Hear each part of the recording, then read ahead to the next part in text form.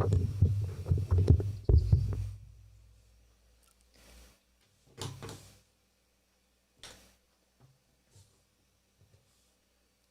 right, looks like we're live, everybody. Thank you for tuning in. Welcome to Guy Aitchison's Reinventing the Tattoo community, a place for tattooers, apprentices, collectors, and the curious to unite under all things art and tattoos. We encourage you to join in these live streams, real-world events, where we offer a new option for connecting with each other to better your art, develop your skill set, and be with other like-minded people. If you're new to the community, you can find us beaming out nearly every day. We've actually evolved into a quality network of amazing live and on-demand tattoo and art shows that expands nearly every day. You are currently watching the Tattoo Collecting Podcast with special guest Chris Taylor. I want to say thank you to everyone for joining us, especially on YouTube, Facebook, and for those of you listening to our podcast. Our event schedule and notifications can be found in our official Reinventing the Tattoo community. You can search for and download the app in Google or Apple, whatever app store that you use, there you'll find us. We welcome positive reviews for those of you using and like the experience. All of these network shows, art jams, drawing groups, interviews, panels, webinars, all of this can be enjoyed on demand, just like the show you're watching today, and are stored in our library as well as our YouTube and podcast channels. There you'll find countless tattoo and art rabbit holes that are perfect to put on in your front room of your studio or to entertain your tattoo clients. Actually, something new is that we are beaming out 4 channels 24/7. So if you go to reinventing247.com, you can enter to win a goodie bag or to receive a goodie bag from Cheyenne Cartridges, Raw Pigments, and D-Lies Pro. So we also want to shout out our several weekly shows and drawing groups. On Sundays, you can find Jason Leeser at 1 p.m. He has his Reinventing Drawing Group, where artists can zoom in, work on a project or design for the week, or have their art critiqued. Every 9 p.m. on Sundays, you can find myself, Gabe Ripley, and Jake Meeks with the Tattoo Weekly, which is a weekly highlight show where we talk about some stuff that we enjoyed from the week and pull some stuff out from the archives as well. Every Monday night, we have our class, evening canon class with Guy Aitchison for subscribers. This month, we're focusing on anatomy. To join, you can subscribe to the canon at courses.reinventingthetattoo.com. Every Tuesday at 10 a.m., we have Ricardo Sturdivant's drawing group. Wednesdays at noon, Tattoo Now show with all sorts of special guests. I do believe Fawn is an upcoming guest this month. Every Thursday at noon, we have our Tattoo Collecting Podcast. And Thursdays at 10 a.m., we have our subscribers-only exercises with Kier, where we focus on fundamentals for apprentices and beginners, but all skills levels are welcome. There's a few ways to support our show and upcoming pro development with and on-demand shows as well. There's stuff from Andre Malcolm, BJ Betts, Bob Tyrell, and others. All of those are at courses.reinventingthetattoo.com. Also, I wanted to say thank you to everybody to our sponsors for letting this community exist. It's pretty awesome to be involved with those guys. So if you want to check out World Tattoo Events is the largest, most comprehensive resource for tattoo events worldwide. Lots of stuff is updating as conventions are rescheduling like crazy. You can find the schedule at worldtattooevents.com. Inkjet stencils, print stencils directly from your mobile or computer. Save your time, hands, apprentices' hands. They have webinars and free samples at inkjetstencils.com. Also, Raw Pigments, an ink company that is tapping into the source with acrylic-free pigments that is impressing artists across the globe. Find them at rawpigments.co. We've got D-Lies Pro, known internationally as Dermalize Pro. Protect your art. If you're using Saran Wrap, watch videos of tattooers to see what this is all about. We've got Gabe Ripley's Tattoo Now, which is tattoo technology. You can find that at tattoonow.com. Of course, we want to say thank you to Guy Aitchison, the founder and inspiration behind Reinventing the Tattoo. You can find his Biomech Encyclopedia, DVDs, machines, paintings, and all of this at guyaitchison.com. We also want to say thank you to our affiliates from the Fireside Tattoo Network, the Apprenticeship Diaries, and ecofriendlytattoosupplies.com. I definitely want to see you guys at the Paradise BYOB. That's October 3rd to 6th. I know Fawn, Jordan, and many other people from the Reinventing programs will be there as well. November 12th to 14th, we'll have our Brussels Tattoo Convention. We've got seminars from Nick Baxter, Ivana, and Gabe. So definitely tune in. If you can't make it, we will be beaming out throughout the whole week. May 20th to 22nd, we've got Hell City in Columbus. We've also got July 8th to 10th. the Rock River Tattoo Art Expo, where many of us will be there, doing a reinventing thing. So definitely check us out there. July 29th to 31st, we've got Tony Urbanic's Rubber City Tattoo Invitational, and next year we will have the actual Paradise Tattoo Gathering, October 20th to 23rd. So if you'd like to host one of the Reinventing events or sponsor the community, just send us an email over at management@reinventingthetattoo.com. Also, before I close, I want to shout out one of our community members who's super active in our community, Jen. Getting a little crazy there, but Jen is doing a really cool panel at the Paradise BOIOB that you guys will not want to miss. Is just a laundry list of academics studying things just as Egyptian mummies, all sorts of stuff. So you can beam in to watch those shows, again, October 3rd to 6th. All right, now I've given you guys all the information you need to kick it off today. Let's introduce Chris, Fawn, and Jordan. Well, hey, Lauren. Yeah. Well, welcome everybody back to the Tattoo Collecting Podcast. This is episode 48? 48. Yep. Awesome. Yeah, we're here with Chris Taylor, the owner, facilitator of the Indie Tattoo Expo. Hey, Chris, guys. it's awesome to have you. It's good to meet you, man. Oh, thanks for having me. So we've all introduced ourselves many times. Never. We're nerds. We talk about tattoos a lot. We collect tattoos. Jordan and I are tattooers. Ben is a tattoo aficionado, but not a tattooer. I like that. So he's I've never just had a collector. title. I'll take it. But you're I like involved that in a title, few Ben. different Me things. too. So I would love for you to take a minute and introduce yourself and talk about all the cool things that you're involved with. So I'm Chris Taylor. I'm from Indianapolis, Indiana. I've been tattooing for about 30 years now. I own Ink Therapy Tattoo Studio in Plainfield, Indiana, and I'm the founder of Indie Tattoo Expo, also hosted in Plainfield, Indiana. So just trying to, I collect tattoo history, collect tattoos myself. So just a little tattooing is pretty much everything. I mean, I'm 45 years old, been tattooing 30 years. So kind of does the math itself, tells you that. That's not dedication. Yeah, that's awesome. Yeah, I tell people I tattooed before it was cool, you know. Very Yeah, few of us out. I love how But, excited you get anytime we start talking. You're so passionate. Not everybody that's in the community is like on their sleeve, emotional and passionate about what we do. But I feel like all of us are. We've all taken our turns getting emotional here. So, Right. Yeah, it's hard sometimes for me to tell people about tattooing and what it means to me, because I'll get so emotional that, like, you know, I get watery eyed, and I've had a few people be like, man, like, bro, like, does it mean that much? And I'm like, man, I couldn't even tell you. Like, you Yeah, know, right. It's everything. I don't think some people, like, unless they're involved, can. And I realize that now. Sometimes I used to not realize that, but now I realize, like, some people aren't, you know, as lucky as we are. I mean, think about it, like, I mean, we do probably the most magical thing that's touched the earth, in my opinion. So, you know what I mean? Like, I get it that some people can't understand where we're at because our passion is just so overwhelming for our lifestyle. It's not our job. And I think most people don't get to experience that greatness. So what they do daily is their job. And what we do daily is our lifestyle. It's our passion. So it's different. I think it's hard for us sometimes to relate with them and them to relate with us. Absolutely. I can definitely relate to that. how long ago did you open your studio? October will be 9 years. 9 years ago, we moved out to Plainfield. I had a group of artists come to me and be like, man, you know, you ran the studio. We liked it. So if you open up one, we'll come work for you. And I'm like, oh shit, like, this is going to happen, I guess, you know? Mm-hmm.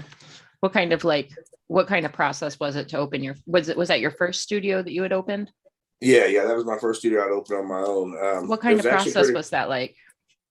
It was rough actually for me, because I was just going through a split up, and I had my other house rented out. So I lived in my truck for the first few months of building therapy. A lot of people didn't know. I mean, I got amazing friends that would have, you know, but I sometimes you just need to process and do things yourself. Absolutely. So yeah, I lived in my truck and in the building as I was building it. I owned my house, but I'd been off work for a year from a motorcycle wreck. So I had zero cash basically, other than what it took to put the shop together. My house was rented out. I couldn't kick them out. They're on a contract and I couldn't afford it anyway. So I just toughed it, built the studio, and like just made it everything that, I mean, it was the only option I had. So I guess that was kind of what made it work too, is I was fortunate. I mean, I opened up the studio with Nick McNulty, Dane Smith, Mike Schultz, Kenny Salone. And, we just had this powerhouse of artists to start with. So like, it's amazing. It was like, man, I couldn't ask for it to come together better, but it was a rough start, but I think that's what also makes me keep attention to it now. It doesn't fall to the side now. It's grown. I mean, we went from original 4 or 5 artists to now I believe we're at like 13. Wow. So, yeah. Wow. That's smart of you to have the space to grow though. I didn't realize your team was that big. You've got a pretty big tattoo family down there then too, huh? Yeah, we got a pretty good sized family there, and it's pretty cool because it is starting to have that family feeling again. And being 30 years of tattooing back in the day, there was only very few of us anyway tattooing. So and there was very few shops, so most of us worked at places for a long time. You really get that community and that family built. Nowadays, there's a million shops, a million artists, and people are moving constantly. So sometimes it's hard to find that connection. And I had a point in my shop where I didn't have that connection, and it was heartbreaking to me. Like, I mean, it was emotionally making me distraught, because I didn't have that connection with everybody like I was so familiar with, A lot of people crave that mental satisfaction of being around people. I mean, it sucks to go to a job that every day is a grind. It's hard to work by yourself sometimes, even because you got to deal with that day in and day out. When you have a place that you can go and you get that sense of somebody wants me here, somebody's happy to see me, this is a better place because I'm involved. There's more mental satisfaction in that I'm willing to admit. And it's cool to see people working towards those kind of goals, man. Yeah. My daughter's 25 and she just, coming out of her apprenticeship, and she's just realized that. And she's like, I don't know what it is, Dad. She's like, but that's the most comfortable I've ever been when I'm tattooing. She's like, and I'm like, Sierra, it's because it's just something you can't explain to people, You're in the right room. Like, she just came to me right after doing a few tattoos, and she's like, I don't know. I mean, I feel weird saying this, but like that, when I'm tattooing, that's when I'm the most comfortable. I'm like, because it just takes you away from all the distractions and stuff. You can't do nothing but focus and be in your own little world, Yep. It's kind of a meditation. A great ADHD therapy for like 12 hours a day. All right, Fawn, focus on this one thing and only this one thing. Why? Because that's your only goal for today. You have one. You have one. Well, that's why me as a shop owner, that's why I usually work like either I'll go in and do 9 a.m. appointments before the shop opens, or I'll go in at 9 p.m. and work until midnight or 2 a.m. because during the day there's just so much going on. I can't focus on the people. So everybody's like, why do you do late night sessions? I'm like, my ADD, man, I want to be just you and me. I'm gonna be honest.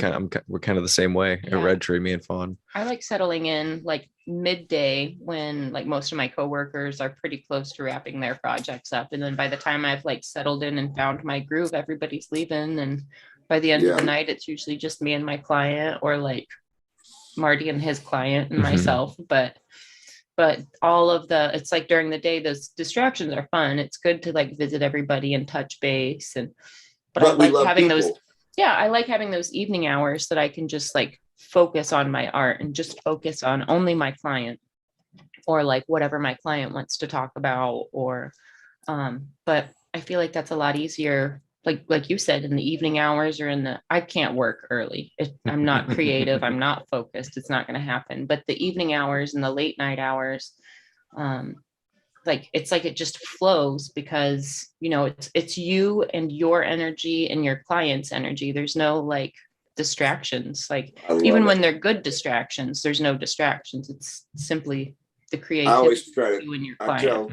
I always try to tell new artists, like, the real magic happens in the tattoo shop after the hours on the door.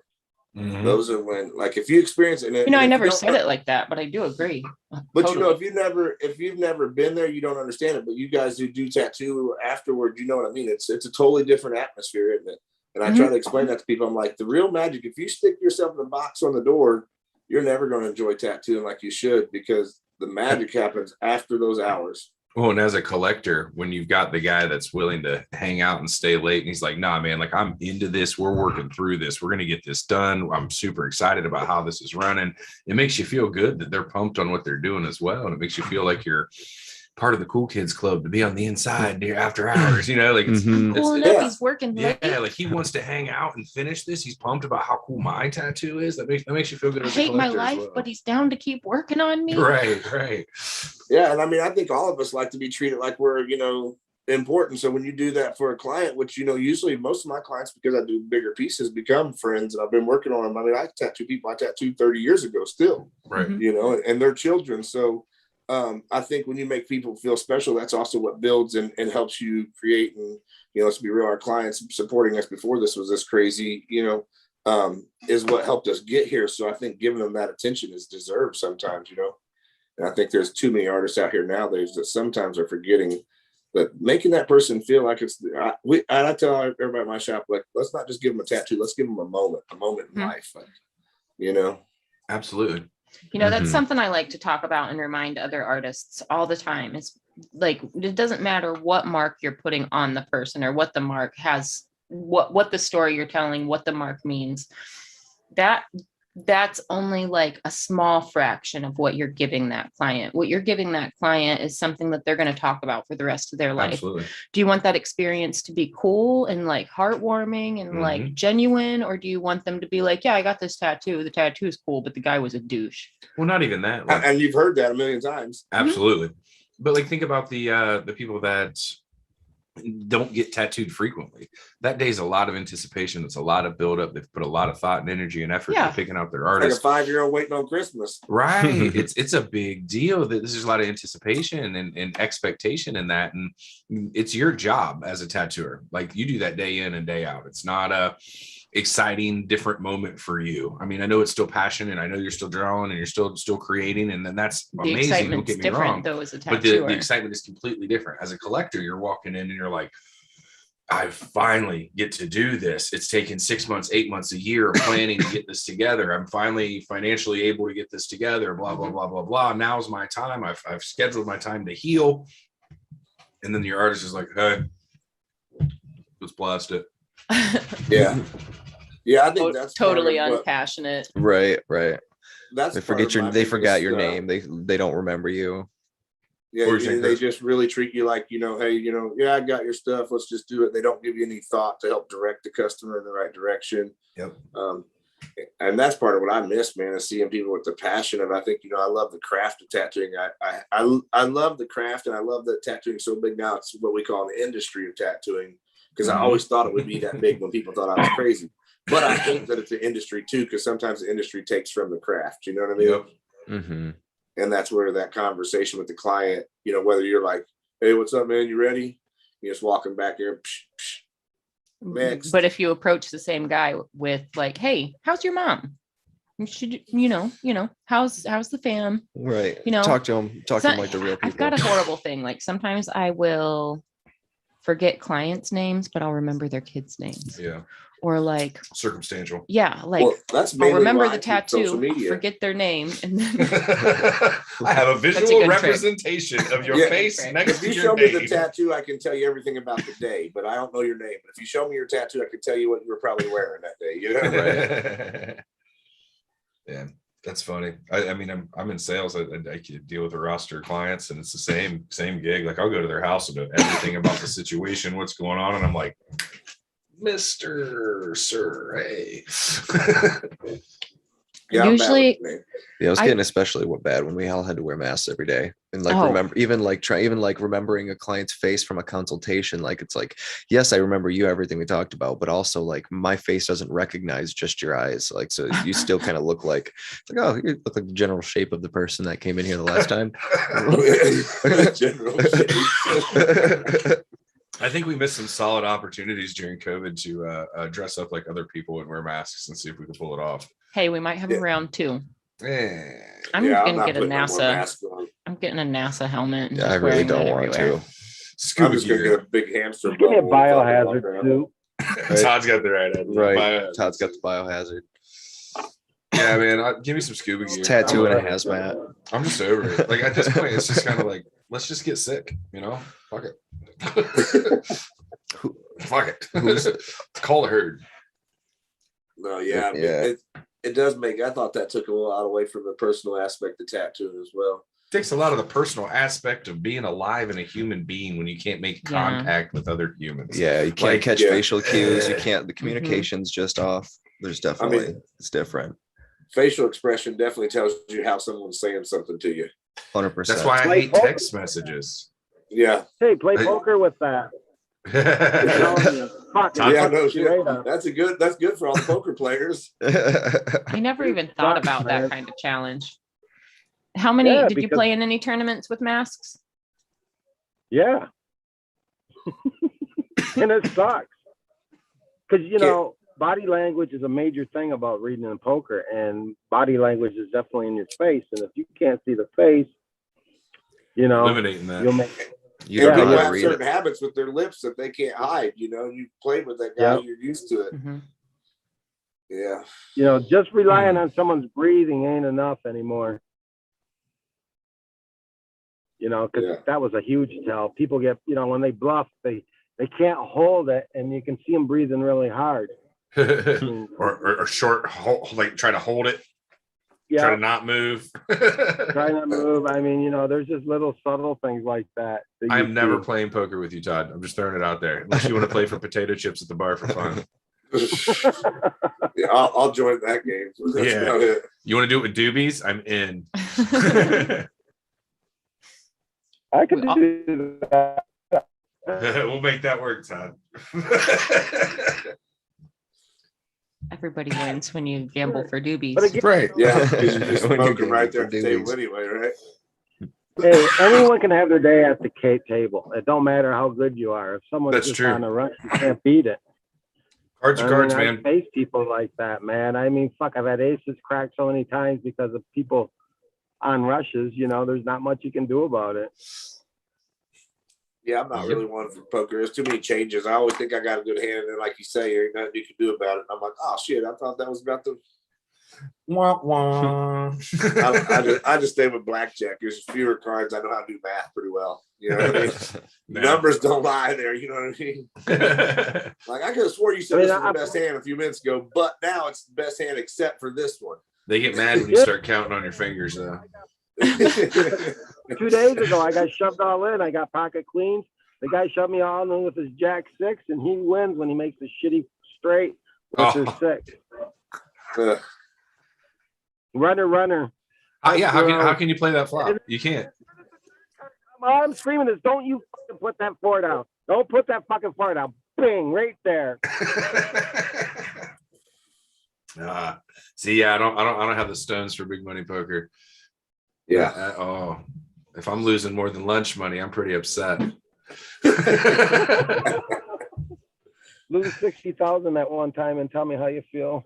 Oh, Buddy, Todd. if I lose $6 throw at a up. time, I'm pissed Todd, off. did you let me did you tell lose $60,000 one time, Todd? Yeah. Oh my gosh. Oh, that'd be nice. I've On never one had hand? $60,000 to lose.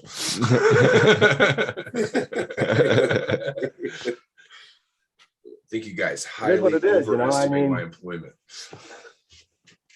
You know, there's poker's been pretty amazing ride for the past 25 years. And, you know,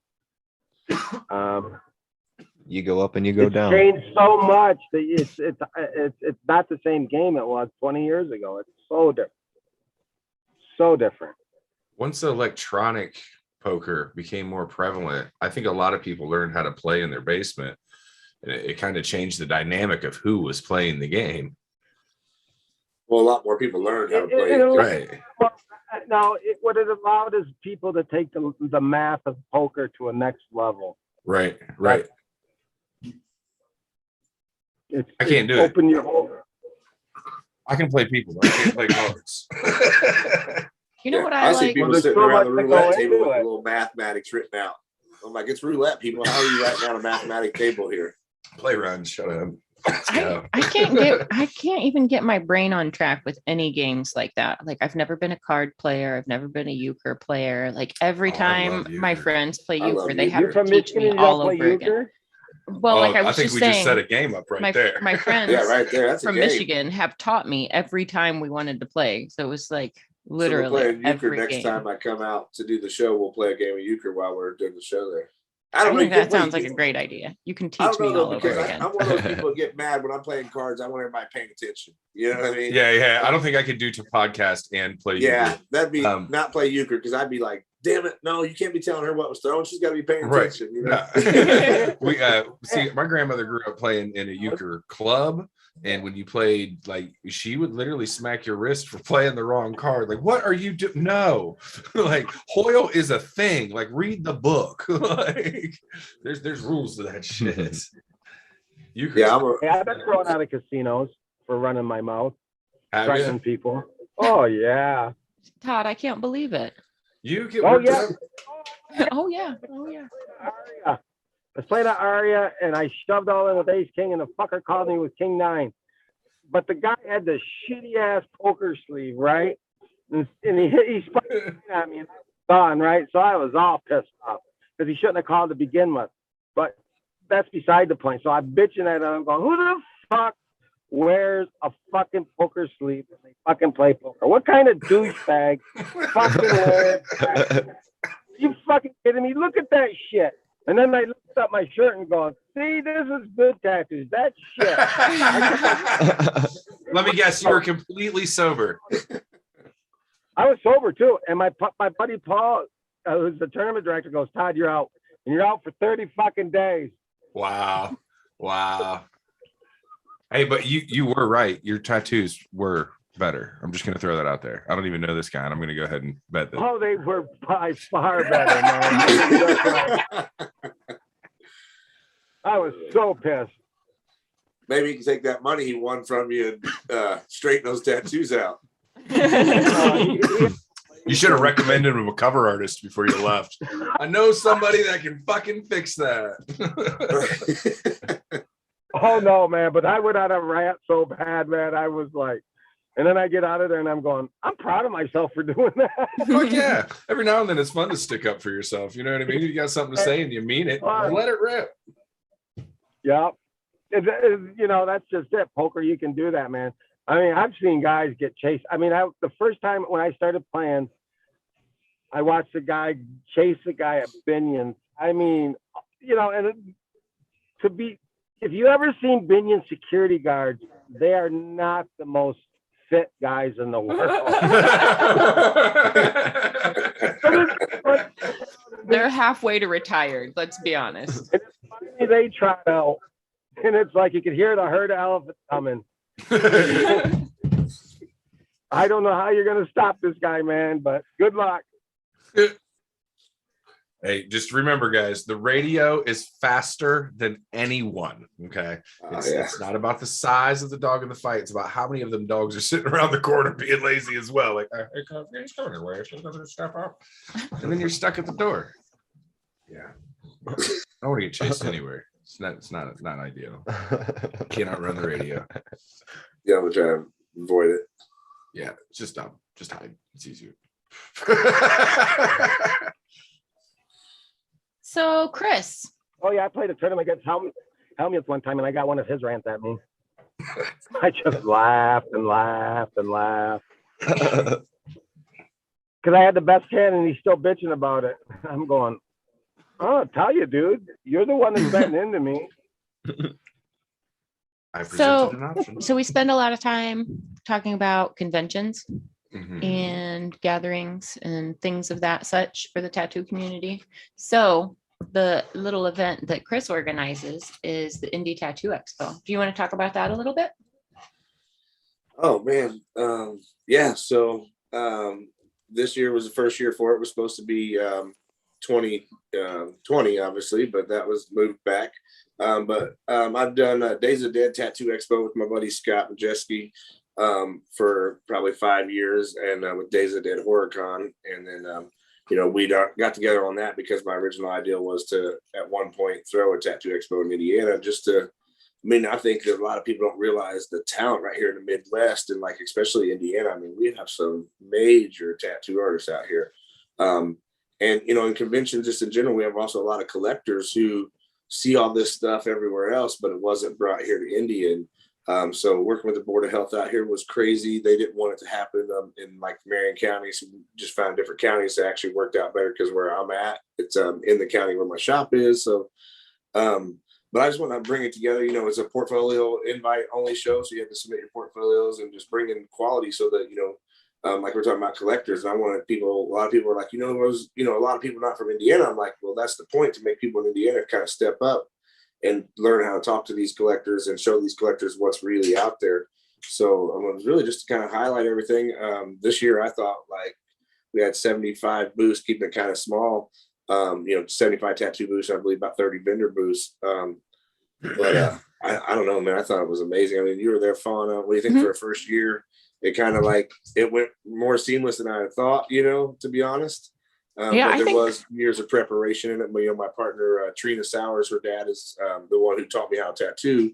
So it's really awesome that, she's the smart one behind it. I tell everybody, I just got the wild ideas, and we call her the keeper of chaos. She reins it all in. Yeah. That's how it has to happen though. Sometimes it takes one of the things that makes big projects like this successful is knowing what to delegate and then delegating it to the right person. Mm-hmm. Yeah. And that's caused conflict, in doing this expo and stuff with some people, you know what I mean? It's sometimes I'm known, people know me, I'm strict about accountability and about delegating stuff to the right people. And if you're not handling it, the first sign of stuff not being done, I got to take action. And, with Trina, I know that she, her father unfortunately passed away a few years ago. But we've been connected for over 30 years, and I know that she has the same passion towards tattooing, but she doesn't do that side of it. All she does is rein all that stuff in, and just knowing she knows, she's ran events for other places that she worked, and just knowing how to not try to do everything yourself. And sometimes as an artist, we have a hard time with letting go of things, especially myself. I want to almost be in too much control, but as soon as I learned and realized and let go of some control, man, she really made some things happen. So it's been amazing. It's nice to actually give that control and see somebody step up and handle those responsibilities. So you're lucky. Yeah. Oh yeah. Yeah. I tell people, a lot of people when they're complaining, I'm like, you need a Trina. You just need to hire you a Trina. It can be worse. There's a couple other shop owners around here that, know her, and they're like, yeah, man, I need a Trina. And I'm like, you sure hell do. But, also finding someone who's been around tattooing long enough to understand it. Because if you hire, a lot of people would love to have an assistant for us as a job, but do they understand it? You know what I mean? There's a lot of facets that the professional asset and the tattoo asset, finding that blending ground is a hard aspect, I think, if you're not around it long enough. Mm-hmm. I totally agree. I feel like it's unlike any other business in the way that we have to deal with our clients because it's so sentimental. Right. You know what I mean? And then whether we do a great job or we do an awful job, this client has that mark for the rest of their life. Mm-hmm. So I feel like unlike any other business, we're so much more connected to our clients, like for a lot of people, like when you allow the connection to happen, it's even like a spiritual connection. Like it's more than a memory. Like there's a spiritual connection to this thing, 100%. To this talisman that you're now carrying around.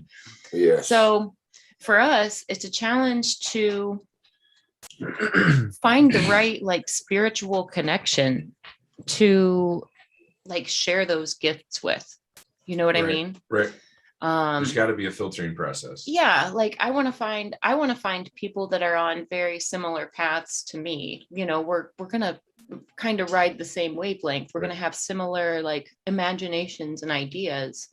So it's more than as just, far as the clients, you're looking for clients. Yeah. We're like in any other situation, any other retail or service industry. It's like, what do you want? Okay. I can do it. Yes or no. Yeah. There's not that emotional connection and that like, you're interpreting. You're not in one another's space. I agree with that, but that's also why I find it important sometimes to do walk-ins, because even though we don't see it as creative, those three girls coming in wanting that tattoo together, they'll be talking about that in 20 years. Remember when we went and got it? So we have to sometimes dial ourselves back and realize what got us to this point was those little walk-ins.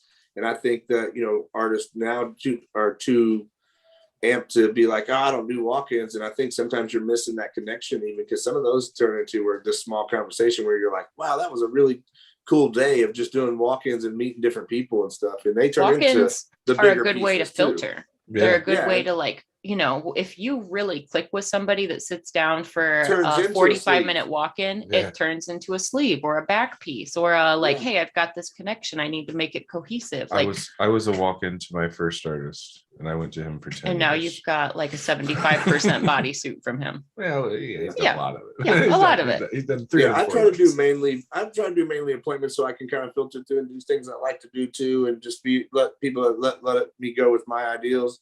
But I enjoy the walk-in sometimes just to dial myself in, and you know, just vibe with different people and feel like you said, it was a great filter actually. Do you ever do events at your shop that are strictly walk-in days? Yeah, we do a few here and there. When we do, it's crazy. We've done some where we basically was there 24 hours tattooing for like a cancer thing. That'd be cool. And it was pretty cool. So we tattooed 168 people in 24 hours. That's So- fantastic. That's a Yeah. lot of Yeah. people. And the problem is with our shop, the reason we quit doing so many of them is because I tell everybody, I hate to say it, but nobody at my shop can dumb it down. Like everybody's amazing. So you go trying to do like $150 tattoos, and next thing you know, we're all in there doing $450 tattoos. Right. Yeah, Right. that's how it was on Star Wars Splash Day at Red Tree. I But feel if like I just Yeah. added this little bit, it'd Yeah, be so cool. even though they were like little tiny Yeah. flash pieces, there was one that I did where like it was a basic piece of flash that another artist drew, but like in the goggles of the helmet, we put like a whole like battle scene of these Another TIE scene. fighters. So it was like a Yeah. normal like old school helmet and then this super That's my detailed type. reflection in the glasses. Yeah, that's my entire crew. So, you know, everybody at my shop gets in it, and it's like it's hard to stick to that guideline when you're an artist. It's like I gotta put a Well, little bit of me in it. If yeah, I'm yeah, doing it, that's I the gotta have point a of art. little bit of Yeah. Von Funk on there. Yeah. So yeah, I did just buy one of those get what you get machines that we're gonna do little $150 bangers out of it, you know.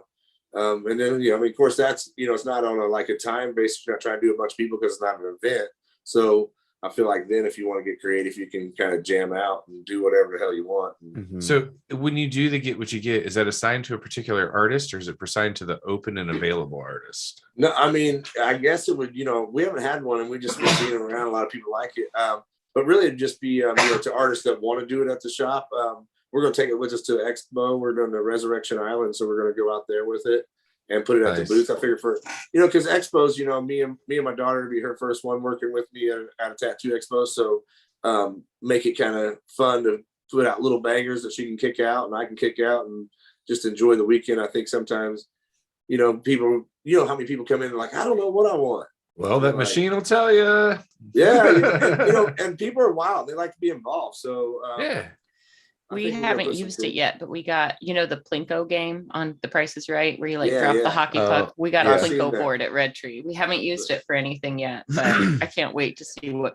I mean, I feel like when we do it, we'll probably all draw a piece or two, and then that's how it'll. See, I was happen. I'm down always for more curious. flash days at Red Tree, that's for sure. Because like a lot of times you see those and it's like if you pulled a piece of flash that was from a different artist that you know what I mean, like I would want the guy that drew the flash to put it in the machine to do the you know, not that everybody can't do everything, but Right. I don't know, it's a little weird, not weird, but a little ballsy, I guess.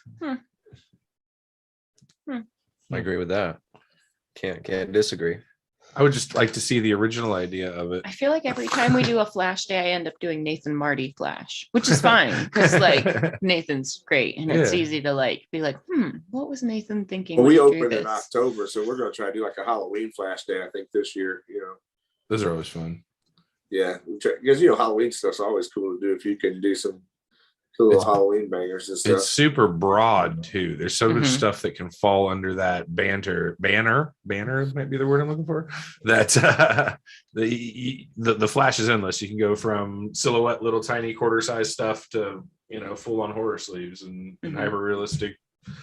Yeah, yeah. Well, you know, when we did, Blood. but I went Mhm. out interesting when we did the flash day where we did all the 160 some tattoos. That we had like I want to say at least 150 designs, and we tattooed within the same 34, 35 designs. So that's the one thing I love about our shop was we actually don't have flash in the studio. It's all, you know, tell us, show us, and we'll draw something. Because I mean, that was kind of a good thing just in that 24-hour period. I mean, there's 150 designs, but everybody's picking out of the same 30 because you know what I mean. That's just how general public, I guess, just everybody thinks the same, pulls the same thing. So it was like we had all these choices, but yet we're doing 5, 6 of the same tattoo. Yep. You know, That's crazy. It's crazy. What's the same thing at McDonald's? I mean, you know, they got 38 things on the menu. Everybody orders the same 4. To be I mean, fair, that's the truth. Yeah. The truth.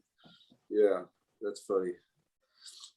I don't eat McDonald's anymore. That'd tear me up.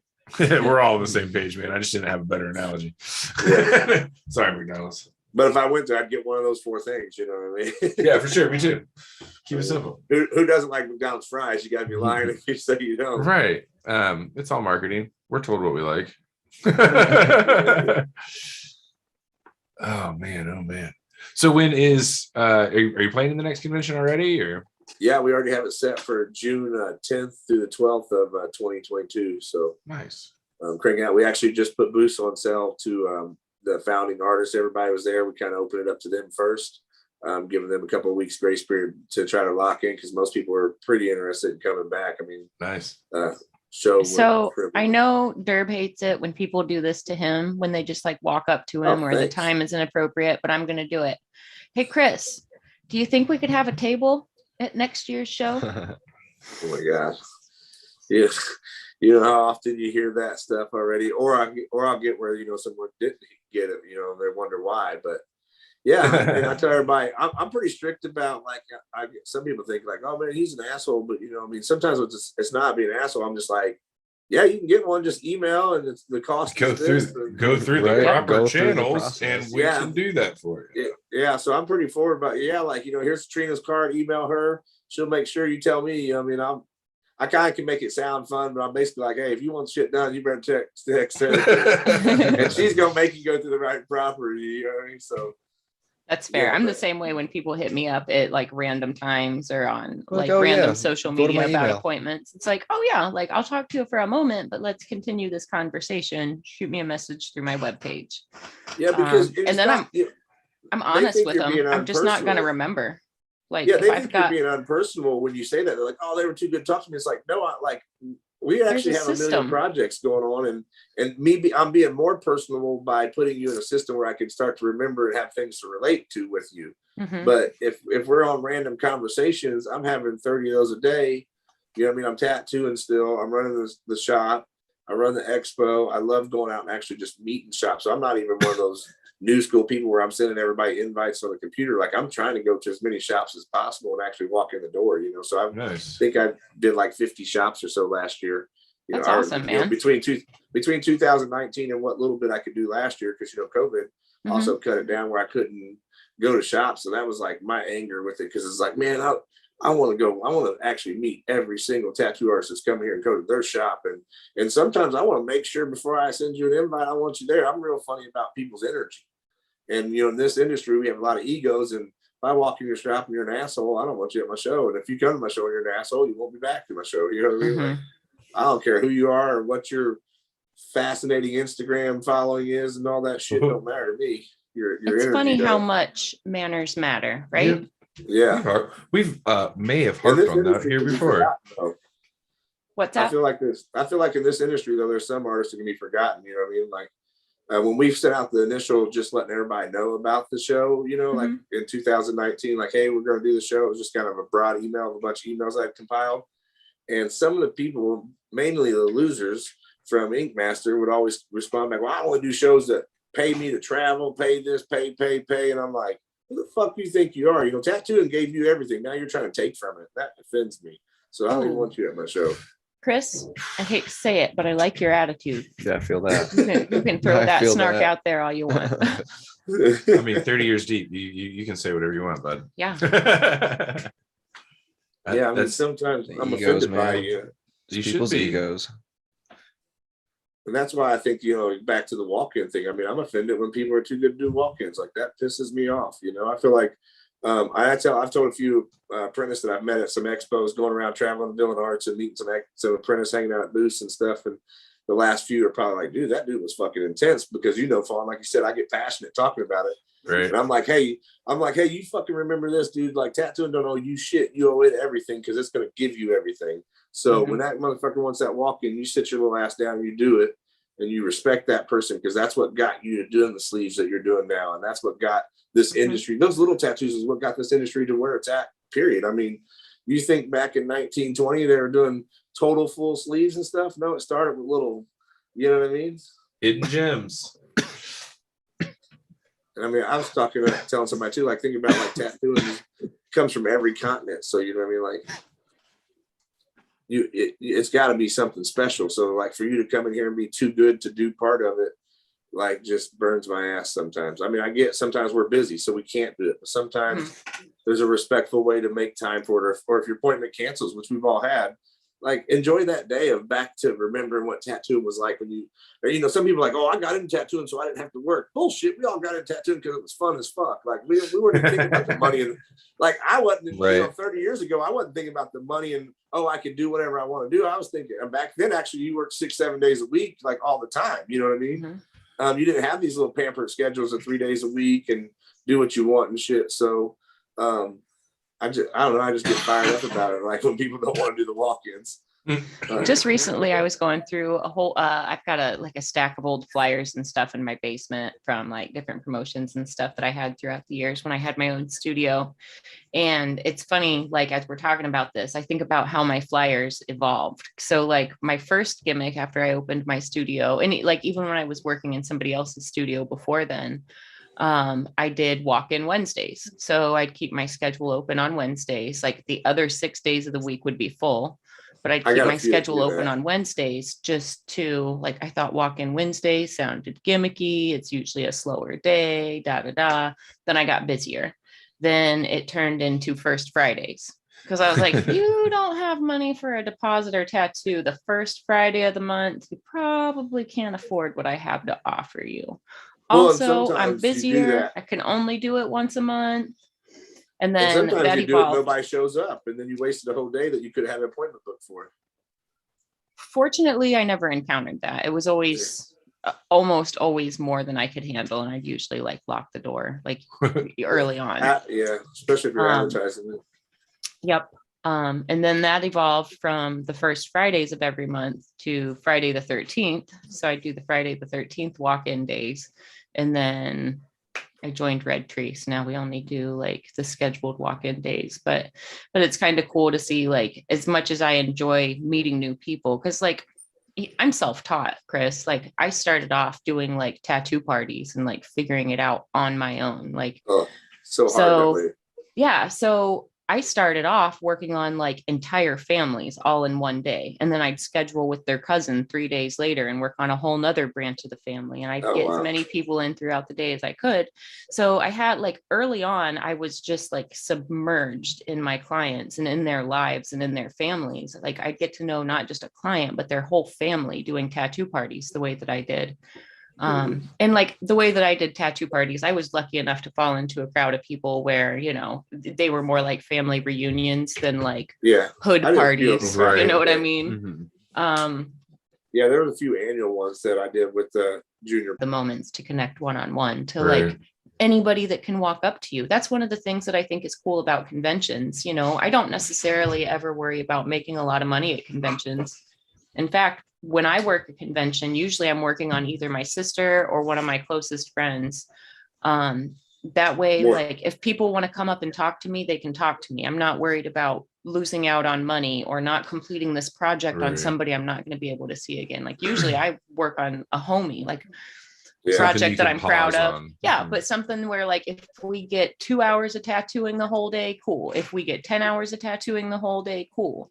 But that gives me the chance to talk to people who have been following me online, and I can put a face with the Instagram profile. Well, it's funny you say it like that because, you know, my guy Schultz at the shop, he's, you know, one of the main guys there. And, you know, everybody goes to the expo, you know, artists and clients that want to sit there and talk to him, but he loves to compete too. So he was so busy. He's like, next year I'm going to have to not schedule myself. He's like, I was so busy. I didn't get to talk to anybody really, you know? But he loves that aspect of competing and like doing something major, and he's so focused. But when he's tattooing, he's focused and he's not talking. So I'm like, hey, Schultz, you know, and he can shoot some stuff with you, but he's really in his stuff. But he said next year, he's like, I'm going to make sure I leave like one of my days open so I can actually communicate with people and stuff. Feel the room. Yep. Feel the room. One of the nice thing about being on Derb's team is like, I have the privilege to work. I have the privilege to follow him around and see like all the behind the scenes stuff. I have the privilege to just like talk to and meet people without the pressure. You know what I mean? A lot of people feel pressured to like, I don't feel like I need to win awards or anything like that at Hell City. I feel like I'm learning other things, would I like some of privilege. Yeah, that's exactly it, Chris. That's exactly the point that I'm making. Like, I would love to like grind all weekend and do some stellar sleeve or back piece and like win that prestigious award. But at the same time, like I would get a lot more out of it if I learn. You know what I mean? Yeah. That's how I've understand. always treated conventions as a learning I totally tool. understand that. That's why I love the conventions, going around learning and stuff. And then like, and that aspect is like the privilege, like you say, is like when I went to Hell City Phoenix, 2000, I believe 19, caught up with Derb, and he actually, I feel like I got the privilege of catching up with him for a half hour during the expo, talking about my expo and just, things of that nature without the pressure. And I come back and like, I'm just as pumped about that as the guy who went home with the best of show word. You know what I mean? Like, hey, I got a half hour to sit down with Dirk Morrison and talk expos. Like, holy shit, I'm about to throw my first one by myself here. I'm, needed that guidance for a minute. You know what I mean? And he's such a, one of the things that I really respect about Derb is if you ask the questions, he'll share any information and knowledge with you. Like he's passionate in a way that he wants things to grow. Things aren't a secret. You know what I mean? If you ask the right question, you're going to get really helpful answers from Derb. Well, and I noticed that a lot at Indie Expo. Fortunately, when he's at Hell City, he's as busy as I know. I was crazy there, but at the Indie Expo, him being there pretty much almost every morning, we'd meet up and he would be like, hey, blah, blah, blah. And I mean, some of that's just keeps you calm in your demeanor too, because as confident as you are, you also have all these thoughts because what's going on. And then you got somebody like that that's willing to, if you're asking or just saying, hey, I noticed this or doing that and guiding it through there was a huge help, I feel like, Mm-hmm. Yeah, I think your show was a great show. If I wouldn't have known it was the first Indie Tattoo Expo, I wouldn't have known it was the first one. It really went off really, really well. Thank you. I feel like every time I'd run into you, like depending on who you were talking to and what was going on, like you'd either be like grinning ear to ear or you'd be like running a marathon. Like, hold on one sec. But I think it was really a good show. I liked that it was smaller. I liked that like you said, the chemistry of the artists seemed really outstanding. Well, and so many people are like, oh man, what are you gonna do? Like, man, you got to make this bigger. And I'm like, no, this is what we're doing. Like, I don't want it to be bigger because I love that intimate feeling and that chemistry in that room. Bigger isn't always better. It's easy. We had build an exclusivity. What's my favorite phrase, guys? Smaller is baller. Well, we had the Hendricks County Bureau of like conventions, which I didn't even know exist. I guess it's all these old white women that do like conventions and stuff, and they contacted us afterward, and they were like, obviously we didn't think it would be anything like that, and we were impressed, and it had such a family feeling and stuff. And wow, I was like, yeah, you got people that aren't even involved in tattooing and reaching out and telling us how family feeling it was, and I think that's to do with it not being that large of a show. Mm-hmm. That's awesome. Not that it was like compact. There's just, it was a good sized building, and there was plenty of walking if you're walking back and forth. But just not having, 400 artists there was, gave it that real soft feeling. I feel like you got to actually talk to everybody in the room, or at least walk by their booth, Made it a lot more personal. I mean, yeah, that's the exact feel you said you were going for. Yeah. So when everybody's like, where are you going to move it to make it bigger? I'm like, this is 2 miles from my shop. And I love the feeling. The hotel itself is brand new. I actually started to deal with the hotel for the expo before they were finished building it. Nice. So, so like, this thing's brand new. We were going to be the first large convention they had.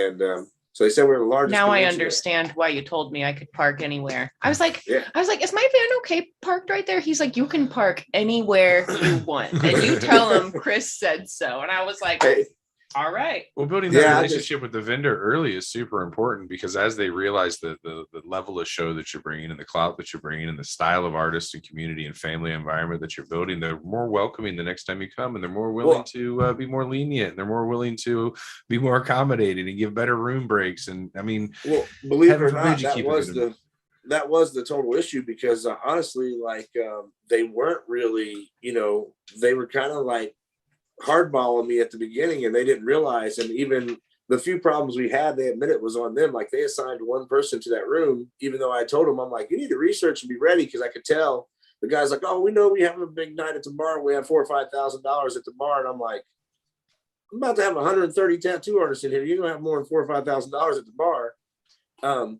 But yeah. Maybe in the first 2 hours. Yeah. So they closed the bar a little bit early and stuff, like, I mean, we didn't close till midnight. I think we closed the bar at 1.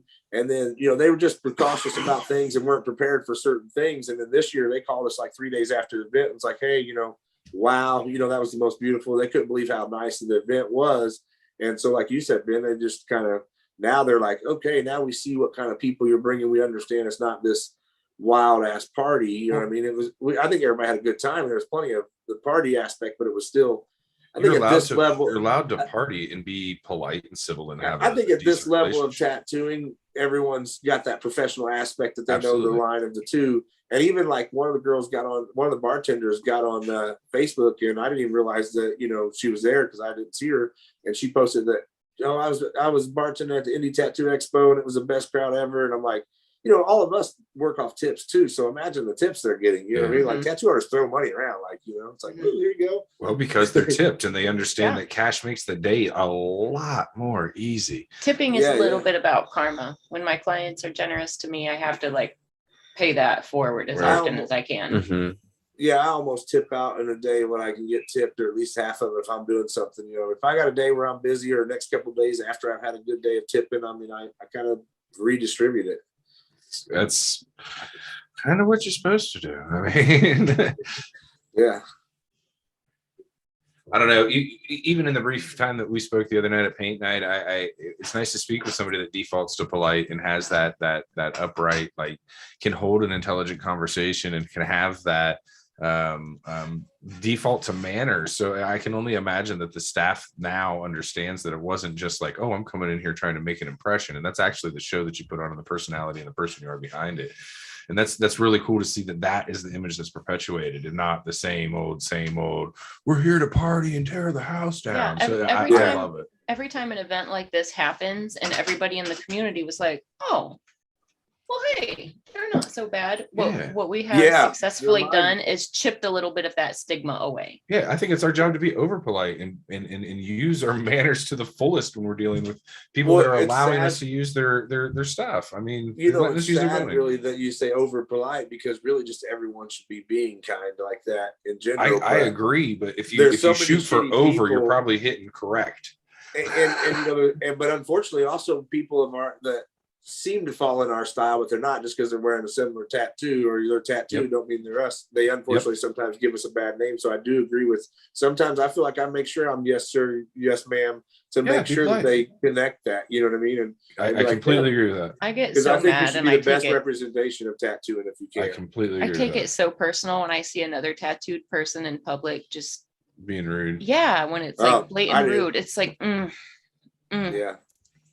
No, like, and it's weird that I take it personal, because it's so important to me to like help erase that stigma. So it's like they are single-handedly undoing my good work. Be nice. It personal. 100% understand that. I feel you there. It's like, I'm sitting here being kind, and you're right here erasing everything I'm doing. It's kind of funny. We were talking about this the other day, that like when I first started getting tattooed, it was a reason to not talk to people, because if you were too narrow-minded to take those couple seconds to actually have a conversation with me and realize I'm not the idea you had in your head, I don't even want to deal with you. So that was great for a long time. And then like lots of popular TV shows came out, so made it where mainstream was tattoos. And if you had a bunch of tattoos, oh, you know, people on TV, because people in the grocery store didn't know that. Then now they're grabbing you and touching your legs and pulling up your leg. You're like, hey, let me look at that. And I'm like, I am in the produce aisle, ma'am. Like that you realize you're lifting my clothing off my body in a grocery store. Whoa, that's a little high. Like, That's a little high. We can have a nice conversation, but careful. Yeah, it's like, what other thing do you just grab a hold of? Oh, I love your shirt, and start raising someone's shirt up and rubbing it down. You know what I mean? Never. Like, somebody sees your tattoo, they grab your hand, they start rubbing your whole arm. You're like, what the hell's happening? That's my favorite, when they like feel to see if like it's raised, like you've got to be mangled because of all this scars. And it's like, ma'am, I don't know you. Yeah. I've actually kind of at bars. Hello. Yeah, at bars, I've kind of been like, yo, you know, don't grab me, man. What the hell? Yep. You know what I mean? Yep. Like, Yep. I gotta have to draw the line sometimes. In my experience, it's always the little old lady. It's and I mean that with I love little old ladies. They're my favorite. I love the fact that they love it and they're fascinated like that. And it's like, I want to have this conversation with you, but can we do it like not like intrusively? Yeah, can I You know what, guys? I think old ladies share the mysticism that you kind of experience every day, and it's kind of refreshing in its own way, but they definitely probably cross too many borders. You know, old ladies feel like they can just step over like boundaries, manners and decorum because they're old. I can't wait to get old and curmudgeon-y and just flick off little kids and live the best life and be like, hey, I'm old, I'm getting real close to that age. I don't care. I'm getting close to that age. I can start just saying whatever, you know. Unfortunately, I'm known for doing that anyway. You know what I mean? So I think I tell people that's a fascinating thing. I'm like known for being, like you said, Ben. I'm, you know, I can kick back and I can be that polite, real professional person. But I also have a lot of the old school. I was raised in the biker shops and back in the day, so I have that non-filter. There's time to have fun and be goes as far as yours does. You know, especially with customers. Like if customers, like I'm known to be like the most professional in our town. And then there's the, you know, I tell everybody the only bad reviews of Ink Therapy are owner threatening to kick my ass. Yeah, if you cross the line, I'll fucking let you have it. You know what I mean? That's why I own a tattoo shop. That's also what's wrong with the default to polite is people find that as a weakness. And then as that person, you have to realize that, no, that's not weak. That's courtesy.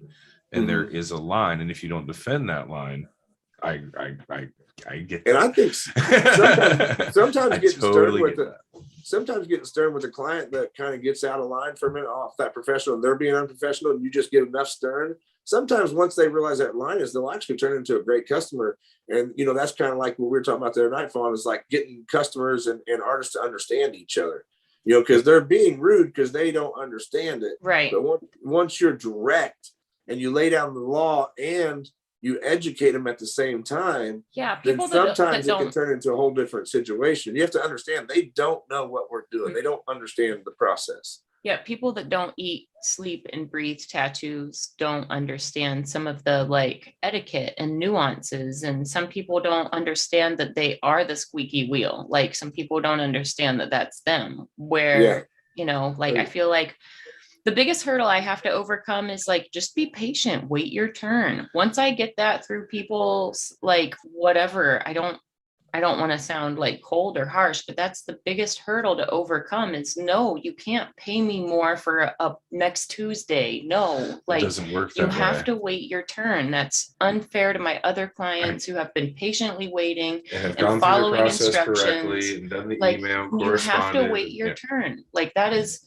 and it's a kindergarten principle. You know what I mean? Mm-hmm. Like stand in line. Yeah, no, I literally was at a concert and I was backstage and on the Struggle Jennings bus, and you know I'm getting off the bus and walking down the side and all these people are standing out front, and this kid that I hadn't seen in years is like, hey, you know, man, he was like, how much can I pay you to get me in like your soonest date? And I'm like, bro, like it doesn't work that way. But he pulled out enough cash that it did work that way. I just went on one of my days off. I'll tell you what, I do have some price limits. If you got enough, I'll go in on my day off. I like tattooing enough. I mean, if I got a day I ain't doing shit, then you know. Well, if it's that important to him, them, so I was like, you know what I mean? Yeah, I was like, you give me $500 right now, and you know, $1,000 when you come in, and we'll work on you. And he was like, all right, boom. And I said, and it was still 3 weeks out, but I was like, all right, I got a fucking Sunday night. I'll be done with my client at 6. So, and you know. So I mean, But for the most part, on I'm cash like, deposit does speak volume. yeah, I mean, especially when you're out for the night, you're just chilling, walking down the sidewalk. You know, hell, I'm there with somebody hell 10 times famous to me, and people are hollering at me. I'm like, hell, I don't need a damn. I guess I'm gonna get paid on the sidewalk. I'll take $500 right now. You know what I mean? I mean, yeah, I've never once had somebody offer me cash. I'm just like, 500 just doesn't sound like it's enough right now. I'm cool. It wouldn't be kosher. Yeah, he wouldn't take no for an answer. So I'm like, all right, dude, just give me $500 and here's it. And like I say, it was 3 weeks out anyway. So it was like, it wasn't even like he was getting anything special, to be honest, because I try to keep my schedule light enough because with the expo, I am trying to travel a lot and go meet people. So I really tattoo Sunday, Mondays, like Thursday nights, and, sometimes Tuesday mornings. So I keep my grandson on Tuesday nights. So it kind of helped me keep grounded. Yeah, priorities. Yeah. It's crazy to me that people think that I mean, it worked out for that guy that time, but the audacity of some of these people, they're like, what do you mean you have a schedule?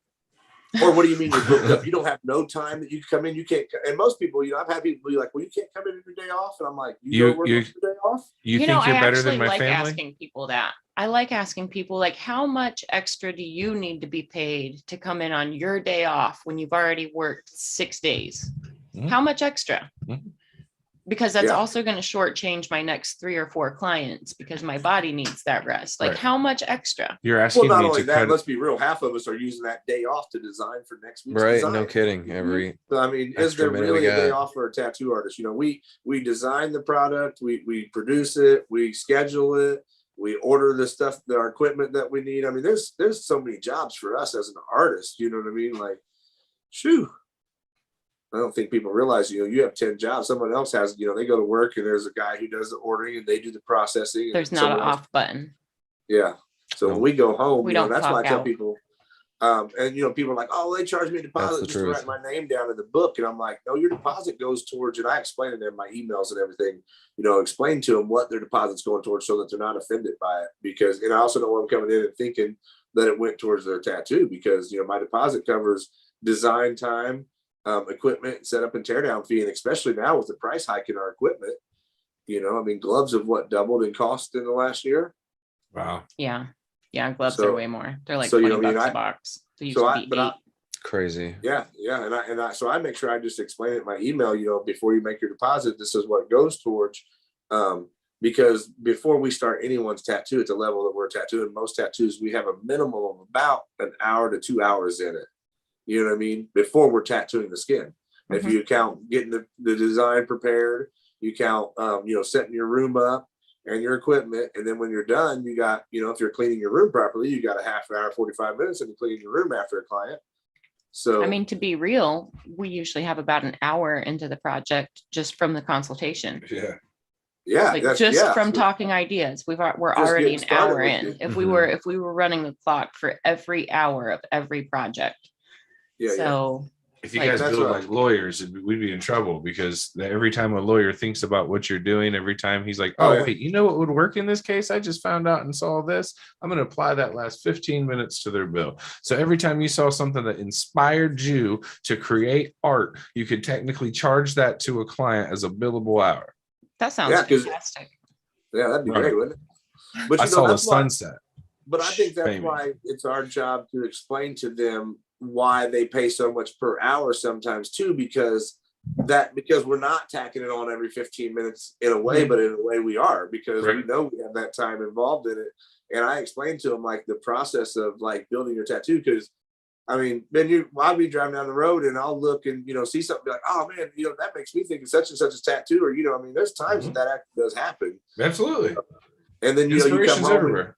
you're online making sure that you're not doing the same thing as someone else and looking for ideas and references. And sometimes, I'm reading stuff to find out more of a background behind what this person is actually wanting so that it helps the piece come together. So I think explaining that to a customer, because they're like, well, they charge $150 an hour. And it's like, and letting them know too, because they, I mean, to the general public, like, Ben charged me $150 an hour. And it's like, Ben gave a percentage of that to the shop, pays taxes out of his percentage and buys equipment out of his percentage. So, you know what I mean? It's like, he doesn't get to keep that full amount. And I think that if you just break that down and explain it to customers sometimes, then they're more at ease with paying it, I think. That's why I think it's exceptionally more important that when you're working in a shop that is a percentage shop, to make sure you bring that extra comfort for your artist. Bring something that's just for them. If it's lunch, if it's a cold drink, if it's an extra $100, if it's whatever you can do. Your artist smokes, you hang out with them. If you know them, bring something to make that a special time, because especially on that percentage level, not saying that artists that aren't paying rent and whatever on all points of that, but like it makes it that much more special to get something from somebody when you're finished, to get that extra. Doesn't even have to be money. You know what I mean? Like something that matters. I got plants the other day. Yeah. 2 of them. See? Well, you know, my peers are Matt Vermillion. He goes out and gets tattooed by, I think it's Nathan Mold or something like that. And he does like all the black work and stuff. And he, in his emails and stuff, he says he doesn't accept cash tips. He only accepts like plants and gifts and stuff like that. So, you know, he put it in his email, like, don't bring me a cash tip, bring me something cool, you know? I would prefer that you were in the 99-cent store and saw a trinket that reminded me of you, and you had a moment and a thought and a point in your day.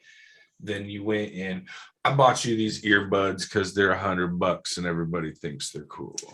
You know what I mean? Sometimes my clients bring me really peculiar things, but when they do, it is a home run. Because like, yeah, this I got a lot reminded of those me of you. I got a lot of little things like that sitting around that are just like you said, 99-cent little, just weird, peculiar, just random things that people brought me over the years. I'm like, that's freaking tight. Yeah. You had a moment that involved me. Thank you. Yeah. So in other words, as much as we're like, tip your artist, show, you know, gratitude, it doesn't have to be a cash tip. Sentimental tips, a lot of times we love those even more. Sentimental tips you can hide $100 bills in are also cool. You know, I like too when you get done and see the joy if you can tell they really like it, because you know sometimes you do a piece and you're stoked about it, they're like, cool, thanks, and they just walk out. You're like, damn, you didn't like. I'm fucking excited. This dude just like right on and left. You know what I mean? So sometimes I think just if somebody don't even have to tip me, really, I'm charging what I feel like I need to make off of. You tip me, I greatly appreciate it. Mm-hmm. But if you look thrilled and we had a great conversation, that's all I need. You know. Mm-hmm. And that's why, you know, I also learned to stick to my price. And I'm trying to teach my daughter that right now too. Is like, I know you get in there to your friends and this and that, and you want to, you know, cut people a deal, but then people cut somebody deal like, man, I cut that dude $100 off, and he didn't even tip me. It's like, well, that's why you just stick to your price, and then they go and tell their friend that, hey, I got this tattoo and it was $150. Go see. And now you got 15 people wanting to do that. Yep. So now your next string of clientele from that word of mouth recommendation, because you just did a sweet tattoo, goes out and ruins your price point for the next 10 customers. Yeah. 100%. You know, people don't think about that trickle down. So yeah, I think charge what what you think's fair. And if someone does, if you show me the excitement, that's what I want. Like I said, we all love tattooing with a passion. So if I can see that you're thrilled, like, hell, I'm tickled pink. Sometimes I get done, I'm like, hell yeah, like I just did that. You know what I mean? I get pumped when the artist is pumped on what we're working on. If they're like, hold on, I got to do this one more little thing, and this is going to be so sweet. Like that, as a collector, makes you appreciate that tattoo even more. I mean, to get something in the artist is like, all right, there you go, looks cool. Yeah. Hope you like it. Yeah, I know sometimes we can't show that excitement for every piece. For sure. But, you know, I think, you know, your clients do really appreciate it when you're like that, you know, when you're pumped up about it. And sometimes, I mean, you guys ever sit there while you're tattooing and just be like, wow, like, how did I get chosen to do this job? Like, I mean, sometimes as I'm in the skin there watching the process go down, I'm like, this is fucking fascinating that this is my job. Do you ever have the thing happen where you're like several hours into a session and like you look down and you're like, where did that even come from? Oh, yeah. All right. I had a guy ask me one time, he said, what's the best advice you can give me, Chris? He's like, what do you do every time you start? Like I said, shit, I start and hope for the best. Jump in. My main goal is, well, because like you said, you look down and you're like, wow, where'd that come from? And I don't really know. Like sometimes I just keep pushing it around until it becomes what I want. You know what I mean? Mm-hmm. I can't draw stick figures. No, I do not know what you mean. Yesterday, I started a black and gray half sleeve, and there's like some architectural stuff in the background on like the shoulder cap. And I was like, you know what, I'm just going to jump into this little area for like 10 or 15 minutes while the rest of the stencil dries. So I'm like building these arches. And before I know it, I've got the whole background laid in. I've got half of the raven laid in. And I've worked the entire tattoo from top to bottom, which usually I don't do. Usually I'm more mindful of my stencil, but like, yeah, but it all just happened like so natural, like almost accidentally. And then there was a lantern with a cool glow, and I was actually worried that was going to be trickier, but it just like, I started doing it and I looked down like a half hour later and was like, wow, I guess that turned out all yeah, right. that's what that's supposed to look like. Yeah, it's one of those projects. I expected to be working until at least 11:30 or midnight last night, and I was out of the shop by like 8:30. Nice. Easy, good, easy. Yeah, sometimes I just lay out the colors that I know I want, but I don't know where they're going yet. You know, it's like I see these colors in the piece and I put them all out there in caps, but until I hit the, I used to hit the trigger. Now I'm using the, the flux, so I don't have a pedal anymore. I used to be on rotary. I said as soon as I step on the pedal, it's like magic and it just happens. But now it's like just click the little button there. It's the same magic button. It still does the same thing. It's still a magic button to me. Magic wand. It's the same magic. It's weird how like sometimes like you really are clueless though when you start it, like of where everything's going, and you just kind of have the colors, but you let it build itself, and you start doing one thing, it makes you know that something else needs to be done, and next thing you know, you're grabbing more colors. It's fun when you get to the point in tattooing where your workflow is so like, it's just such that like you don't even have to think about the next step. It's like you just look at it and it's one step, then the next step, then the next step, but you don't even have to like break that down or like think about it or struggle with figuring out the process in between, where you can just like fluidly jump into a tattoo, know where everything's going, and just like intuitively work through the piece. Yeah, I like that. I think I struggle with that still because I feel like I still flex in between so many styles. Like, if you have a style that carries through all your pieces, that's real, you know what I mean? Those are the points where it's like, it's really important to figure out like, what part do I start first? Like, what is the most important to commit today? What can I bring in later? Like those things early on, those were really challenges because I never wanted to back myself into a corner, but I also didn't want to leave a piece that like had weird information and didn't make sense yet for those in between processes. Oh, I'd say my first at least 5 years, there's plenty of those out there floating around though. Faceless but figures. In my defense, we didn't have the direction that people could get now too. I mean, there wasn't DVDs and seminars and shit. I mean, there was a few tattoo seminars you go to. There was a few expos back then that we went to, but I mean, they were completely different than the education you get now to kind of help map that out for you. Easy Rider? Is that what you said? Yeah. You ever hit any Easy Rider shows, Chris? No, I actually never was fortunate enough to do that. I wish I would have. Oh man. No. I feel like, so I used to do some Easy Rider events. And I feel like it would be really fun maybe next summer to get a group of like hot dog artists together and just go have fun, camp at Easy Rider, get dirty again. Camp out at one of the things, everything like yeah. I mean, don't get me wrong. Outside. I'm not tough enough to sleep in the main campground. I always just slept in the little vendor campground. Like it was a little bit less ruckus. And I'm also not going to lie. There were a couple of times that I was at Easy Rider events that I hoteled it. I need easy, no rodents. I enjoy my sleep, and especially when I got a tattoo the next day, I don't like tattooing with shaky hands. So if I'm either sleep deprived or hungover, I got pictures of me tattooing at bike rallies where I'm using my shovel head for the table. So that is the tattoo that I want from you, bud. If we're doing it on my bike. All right. With the wireless machines, we can make that happen. We'll just stick the ink caps right to the gas tank. This was a long time ago. I made it happen then. I just ran a cord over it to the love it. Anything is possible, you know what I mean? But yeah, I love it now. That's why I love traveling now. I mean, half the time I'll even take ink with me. Well, if I'm traveling with Schultz, he carries a suitcase with about 180 colors in there. So I'm like, why the fuck am I going to carry ink with me if he's carrying 180 colors? Let me borrow a cap of. One thing when I travel, I most of the time I take my ink with me, but it depends on where I'm going. Sometimes I'll literally just take my black and gray equipment. Like it's literally like 3 bottles. It's fantastic. Right. But like if I'm traveling down to like Russ's studio, or like I've even traveled up to Eclectic in Lansing, and just, you know, they've got all the colors there I would ever need. Sean works in like bioorganic, and James Hurley works in like real cool, like cartoony new school stuff. So every color's around that I would need. What? You're trying to put me to sleep. No, Me and- I me and like Ben being over- around me and Fawn. Ben She's the over only here person I've stoned been out of our around that gourd. smokes like I smoke. No, I love it. Don't get me wrong, but like sometimes when you're trying to have a conversation, it gets to be a bit much. I feel like it helps it flow. Does it? I think it helps conversation. Oh no, I think it's love like it, but Well, if I think Jordan we're- and Ben take a nap, I'm sorry, guys. I It'll think we're just be me 4 or and 5 Chris. deep in an hour into the show. So, I think it's really cool, and I really love the different palettes that you guys work with when you try to choose colors. So I think it'd be a really cool experience to travel ink free and be like, okay, well, let's change up the palette. Let's see what they're working with here. What bases do they normally run? What inspiration and what direction do they normally head? And to be able to sit down behind somebody else's color wheel and be like, well, let me fuck with their colors. Like, I there'd think be that's magic to nice. that. It kind of helps you get a couple pieces that stand out, because you know you get colors that you just get familiar using, and you start to use the same colors in your pieces a lot. So that is a big reason. I'll take, like, you know, like you said, I'll take my black and gray set so I can do whatever I need to do.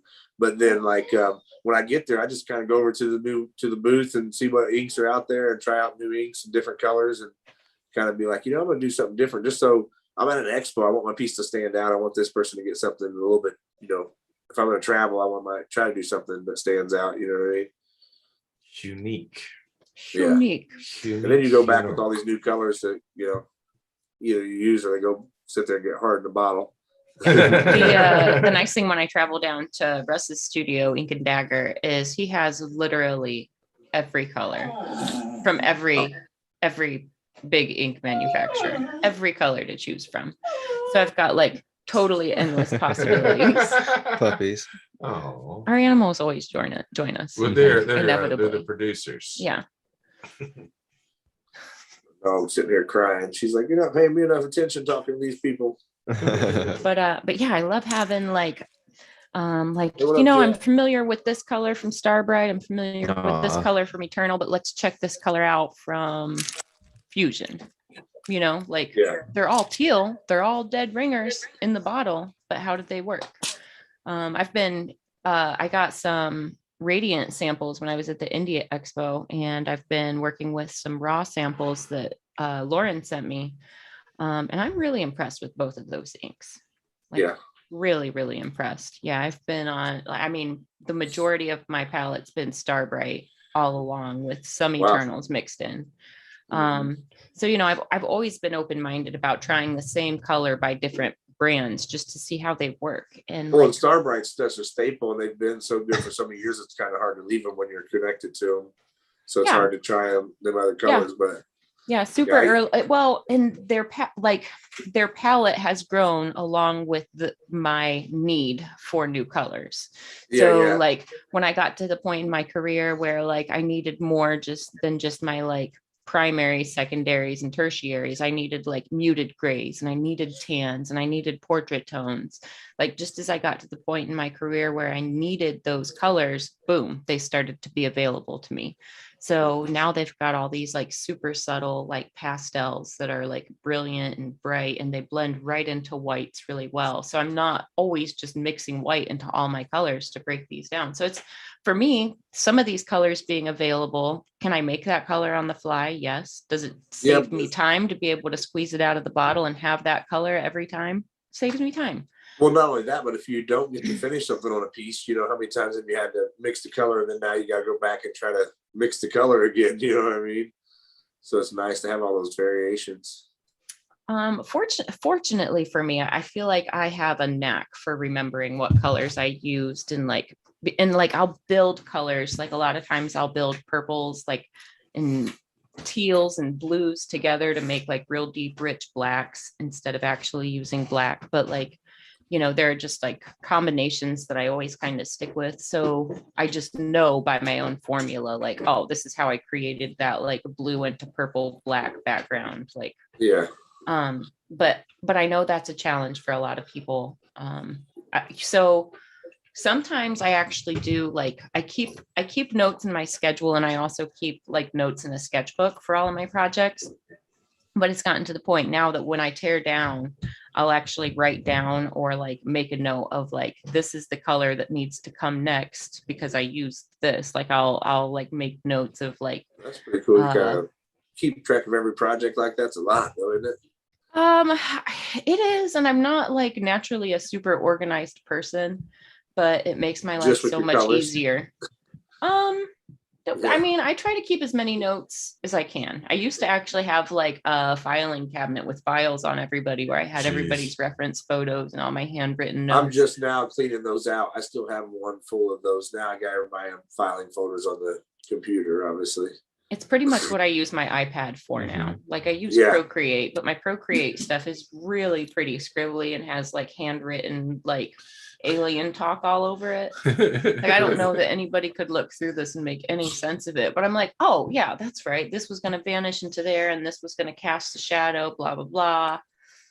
I can't take notes. It doesn't matter what it's on because I can't write fast as my brain works. And then like by the Yeah, I time have a I'm problem done, with it's that. all stupid shorthand and you try to go back and read it and you're like, what is this nonsense? And what was Yeah, then I- everybody's like, well, you can talk into the notepad and the microphone. I'm like, yeah, then I talk so fast, then I go back and read it. It's still nonsense because it didn't Right. realize.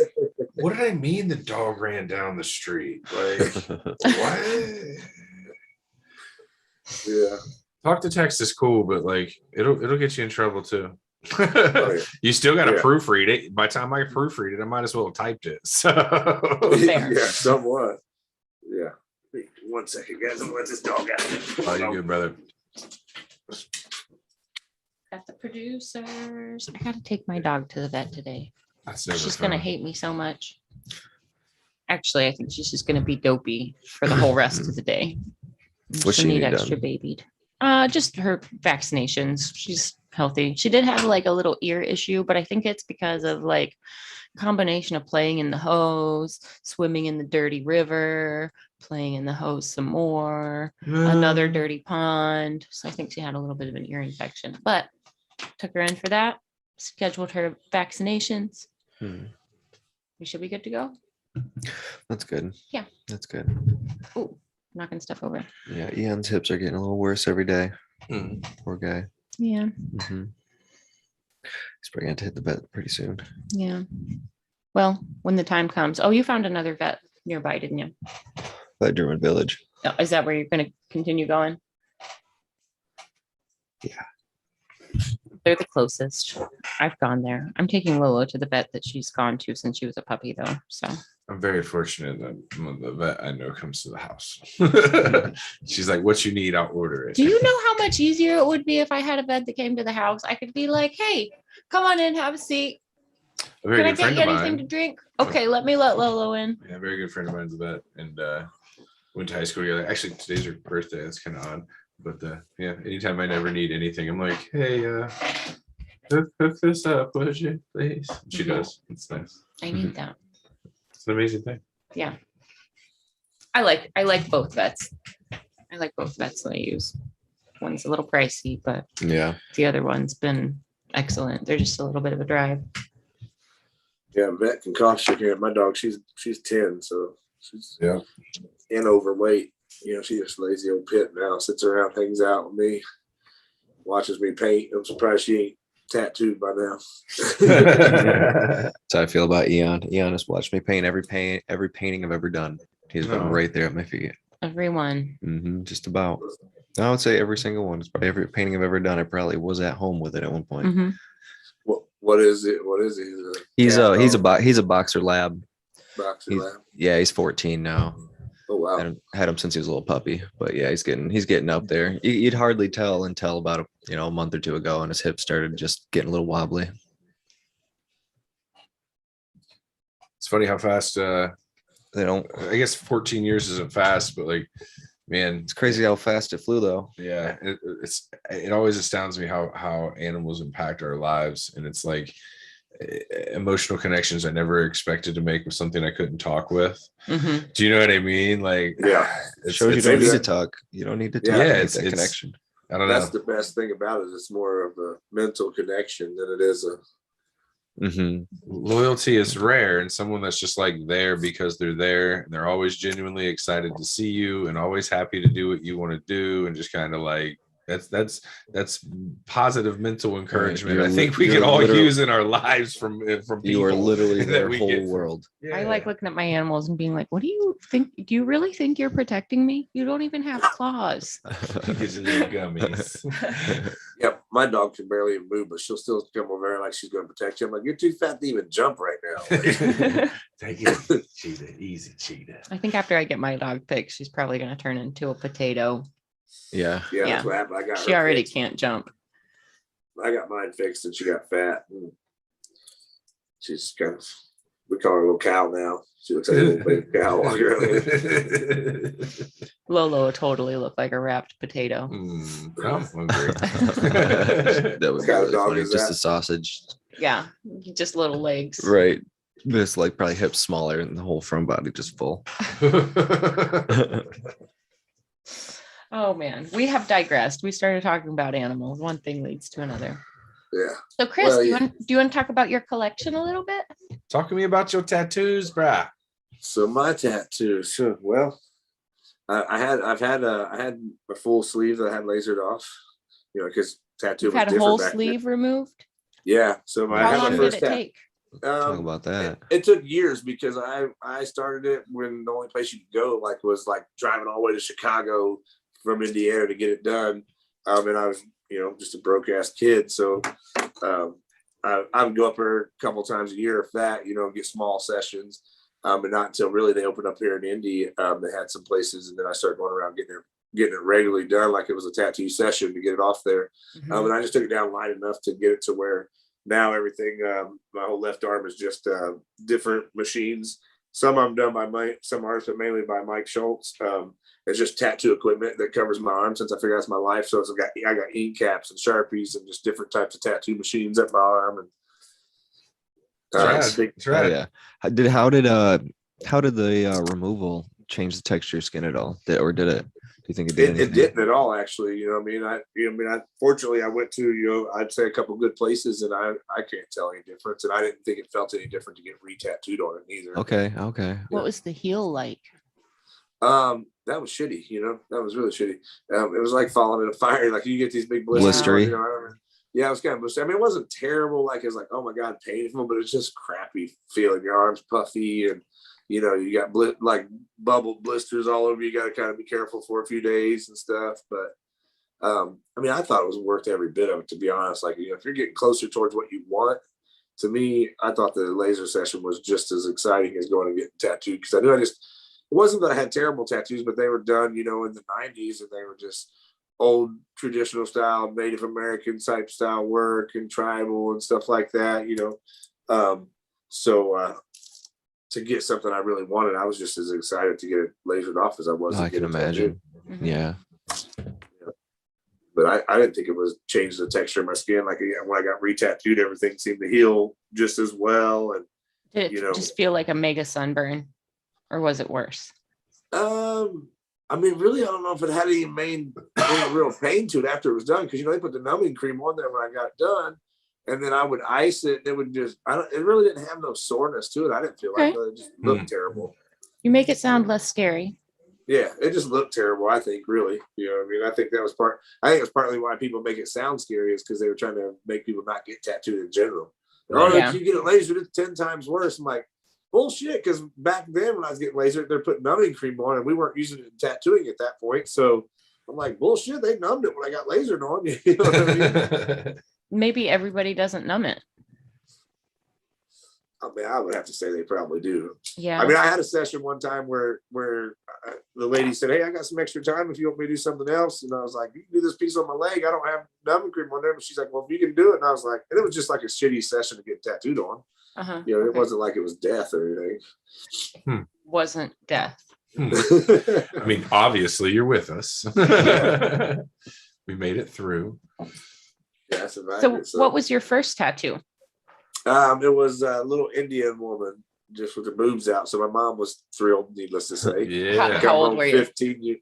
Well, I come home 15 years old, and just started tattooing and stuff. And she was cool with it, but at first she thought I was just fucking with her because she's got like straight just nipples on her arm, on my arm right here, and and yeah, so she was like, whatever. She thought it was fake, I'm in my mid 30s and just got my first set of boobs, and it's in a very hidden place. And I've got 1, 2, 3, 5 different girls. So like, what size did you get? Huh? What size did you get? You got a set of boobs? Oh, I didn't get to pick. It's a Jerry Flash, so they came pre-picked. But yeah, it was one of those like, huh, you've collected this whole thing and finally decided to break the no nudity rule. Break the nipple barrier.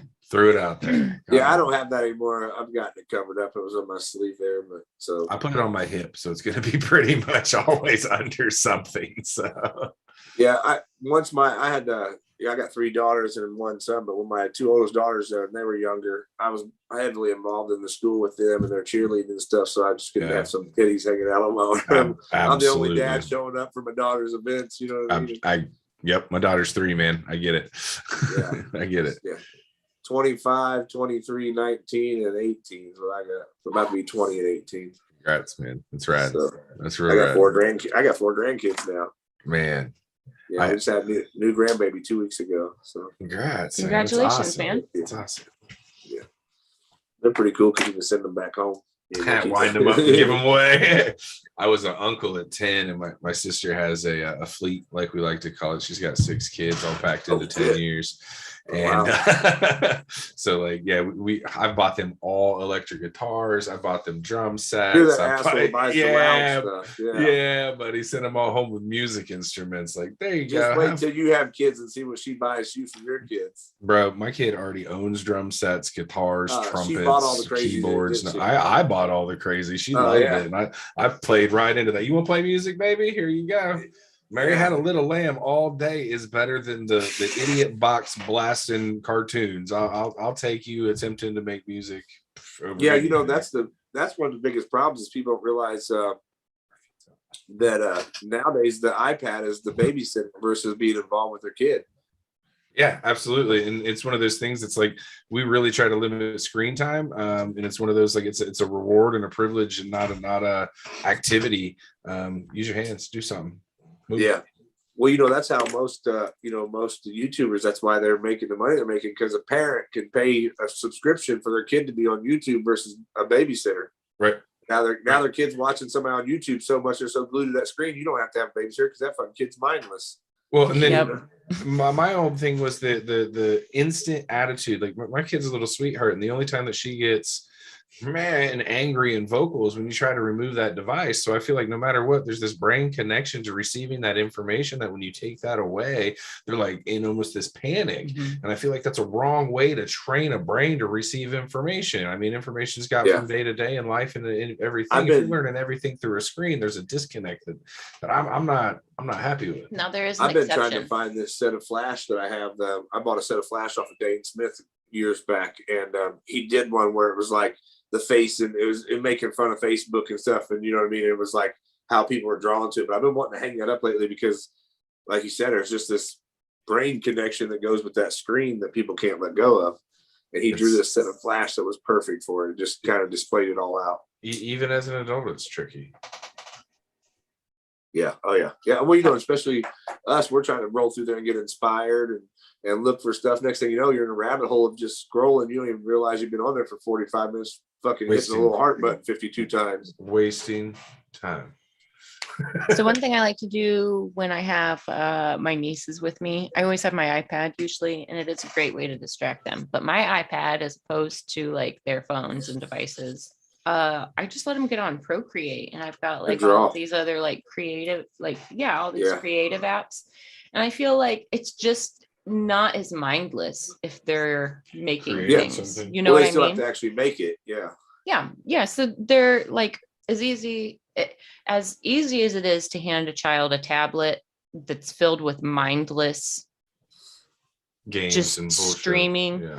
You can give them that same device and actually use it as an educational tool. You know what I Yeah. mean? Mhm. It can be that it can actually be brain stimulating instead of like just watching a kid unpackage Mhm. toys. Mm, Like- Well, I mean, that's completely just agree. like, watching this program can be stimulating for an artist, but then scrolling through Instagram can be too long, what I mean? Too Right. unstimulating, even though you start out being stimulated looking at pieces. That's also why I like to go out to the shops personally. And then, you met Brittany at the show.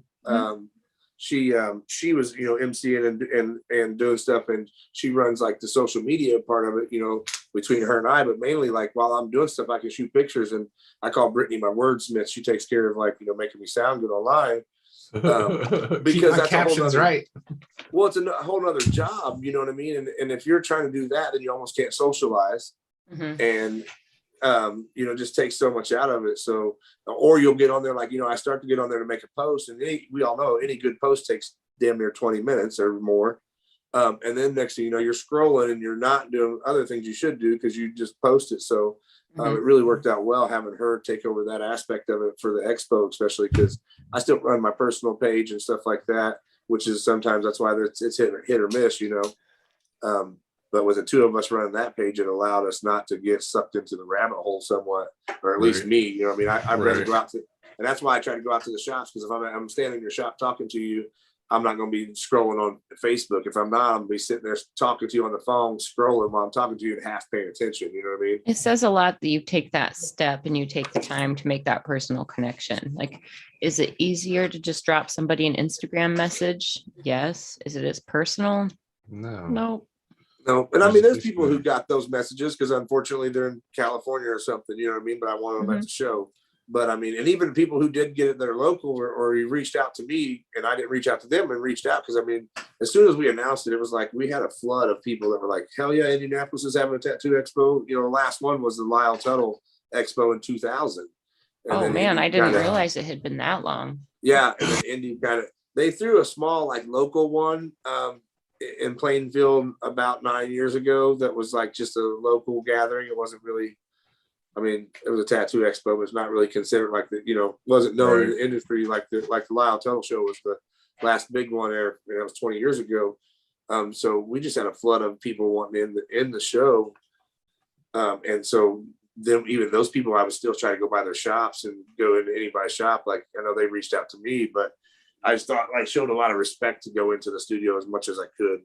And this year I'm kind of already on the grind. I mean, when I came out to Red Tree the other night, I stopped at a studio. I want to stop by. I collect tattoo history too. So, I want to stop by. I want to meet people. I want to get pictures of people. I carry my Polaroid camera and try to get Polaroids because I love our Polaroids. and our history used to be kept on Polaroids. And now I just realized, like you're looking through a box and really it was Buddy Wheeler. He's posting all these boxes, he's flipping through his old dad's boxes and finding these old pictures. And I'm like, our next generation won't have that to flip through because it's all on a damn phone or something. You know what I mean? The So I server started goes getting- down, you lose it all. Yeah. And everybody's like, oh, it's backed up in the cloud. Yeah. Well, some anomaly happens where some magnetic surge that just, boom, everything's gone. And so I start carrying my Polaroid around with me a lot and trying to get as many Polaroids as I can. And then I can leave us both with a little piece of memory there. You know That's what a I mean? good idea. You can still like hold the Polaroid in your hand and make your Instagram post of that Polaroid too. Yeah, I do it. I've posted Yeah. pictures like that where I've posted my Polaroid pictures and stuff like that. I even thought about starting like a separate page. Of course, I don't want another page to run, but it was just like my travels with my Polaroids. You know what I mean? I mean, Nice. nothing but pictures of it, but fuck, it's just another thing I have to run. Start a photo album instead of another page. It might be a little easier. Yeah, there you go. Yeah, so, but I think that helped me with collected history too. Then, like, if we're there, I can get you to sign the picture when I leave. And I got a signed picture of you, and then I can leave you a signed picture of me. And it's just kind of like trading off trading cards at that point. You know what I mean? But they are. No, that's a really cool idea. I You make me played want to a- go get a Polaroid. That's way more personal. Yeah, and you played know what I a- got now is the Step 1 Polaroid. So I got one of the new ones, and it has an app on my phone. So before I'm holding it in front of me trying to take a selfie with an old school one, because I still carry my really old one too. But my new one has an app, so I can sit over there on the counter and I can snap a picture with my phone, like Bluetooth. Nice. Oh, that's really cool. Yeah, only like $139 on Amazon too. So No plug. No plugs. No plugs. yeah, Just I, mean, kidding. I don't like Amazon. I wish I was the one selling the motherfuckers, but Yeah. Well, I mean, buy some back stock. Anything can happen, bro. I mean, Yeah, I think I'm an expo and sell the shit out of them. Good, man. Yeah, I think I'm gonna go get a Polaroid. I think it's a good idea. Yep. It's I an think I'm easy gonna way do to it. capture a live moment. Yeah. Where Derb's always like, okay, everybody gather around. I'm gonna have to like fumble and We got this little Polaroid. have a little tiny tripod and Emily, I got this Tattoo little artists in my Polaroid thing. travel. See what I started this Oh, when I was look. traveling for That the Indie Expo. You can just take them on your phone and just send it right to it and just print it right off. Nice. But it's the Yeah. smaller pictures. It'll print out just like a Polaroid off there too. But yeah, so this is just a stack of pictures I took traveling around promoting the Indie Tattoo Expo. It's crazy. Yeah. Fun way to run a journal. Travel Yeah, I think log. so too, man. Yeah, I that's think it's pretty awesome. cool. Sorry, so your camera was actually off because it clicks by sound the whole time you flip through that. So say something so the camera comes back to you and do that again. Sorry. Oh, seeing my pictures. These are the pictures of me traveling for Indie Tattoo Expo and promoting it. Different artists, going to different shops and everything. Trina, but just a whole pile of kind of marking my travels for the Indie Tattoo Expo. While I was traveling around, I was getting all these photos taken and everything. Super. And Bowl it travel gets log. people involved too. It's funny how much more fun someone will have, with a Polaroid than they will with your camera. Yeah, So- absolutely. it's a little bit different when it's a Something when one-off tangi- and you and know when it's not gonna tangible instantly. it's not gonna be put all over media. It's not gonna be edited. It's not gonna It's be used personal. for anything weird. Like it's one. It's Mhm. personal. Do you remember back in the 90s when anytime a guy carried a Polaroid around with him, you knew he was a creep?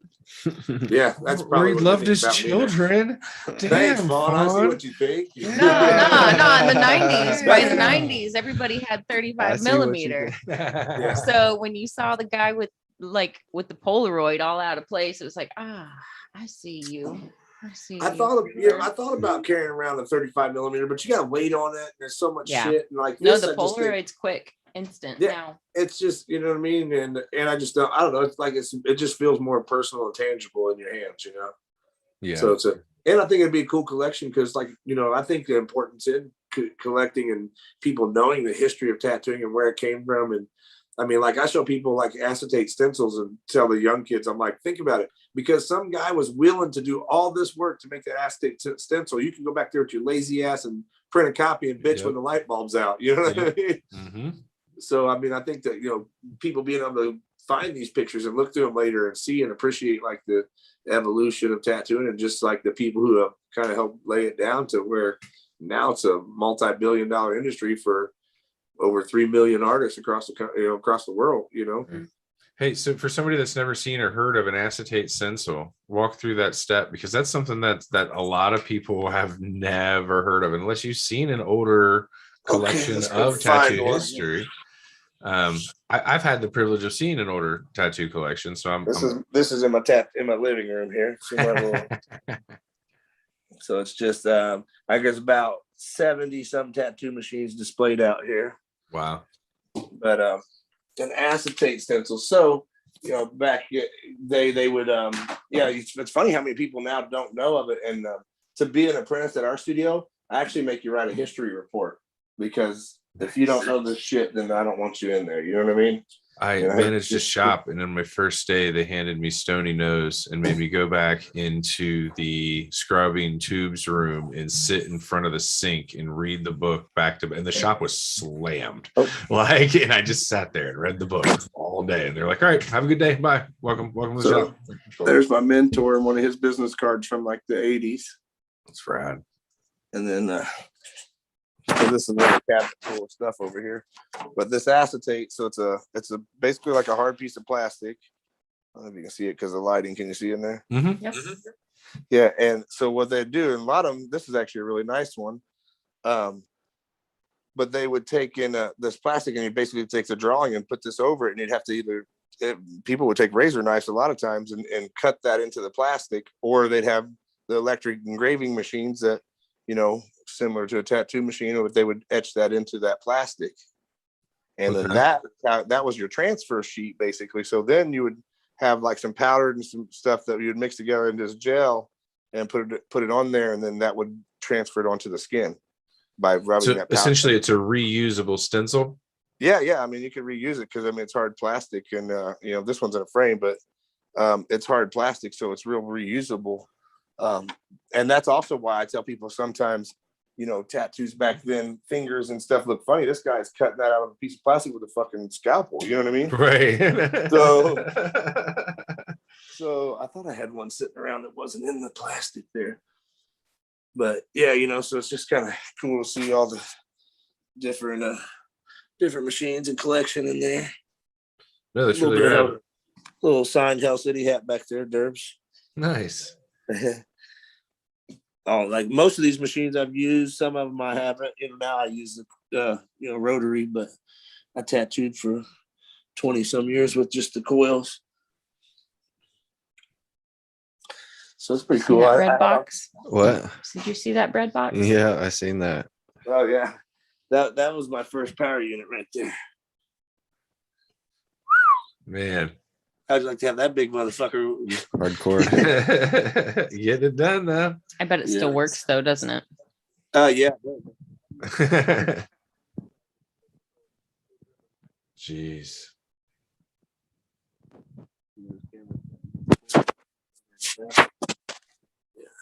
We lost your sound for a second. What was that? There's an old dermographic power unit right there. Two of them actually. Yeah, the big one there. You know, everybody loved this one because it had you know, this was advanced back then because it had the two different machines. You could plug in two different coils and set it so you didn't have to keep messing around. Run a shader and a liner and just set up and run. Yeah, you could change stuff out. And then this was one of my favorites. I used this one for years just because it was, you know, finally smaller. So I got to the smaller style here. And now everything fits in the palm of your hand. It's Yeah, I can almost disposable. fit all my stuff in a box the size of this power unit. You know what I mean? If I pack something as big as that bread box, I got my power unit and I got my soap bottles and 4 days worth of food. The magic that I don't miss right here is these steel tubes. And take it Oh out. man. Thankfully I never worked with those little itty bitty tubes. Oh. I got man. monster bulldogs right away. When I managed the shop, that was your job every morning. You came in and you scrubbed yesterday's tubes, and Yeah. it was so much fun to just scrub yesterday's filth away every morning. So gross. It's like a great way to just mentally boost your day and I was get so in happy. that right It was mindset. wonderful. Good times. Yeah, I don't miss cleaning tubes and stuff anymore, you know? Especially if you didn't get to use them first. I just had to clean other people's stuff. Oh, yeah. Yeah, that's good. Yeah, being an apprentice was terrible back in the day. These guys got it made now, you know? Well, I just managed the shop. I didn't even. Yeah. So I got some cool pictures here. Actually, I got a cool picture that I just got. I'm actually about to send these out to the Lyle Museum. These are pictures when Lyle came to Indian tattooed for the first time. Nice. Nice. But I got a treat. Here's the good one here. Little young Derb in that picture. All vanilla ice looking. Love it. Yeah. So we were That's a great pretty young picture. in that picture. That's a great picture. So yeah, I posted them and she asked me to send her some copies out there. So I'm pretty excited actually to send some photos that I took to the museum, you know, Yeah. being that I'm a collector and stuff. So Mhm. I just think it's cool to be able to tell people I have a piece in a museum.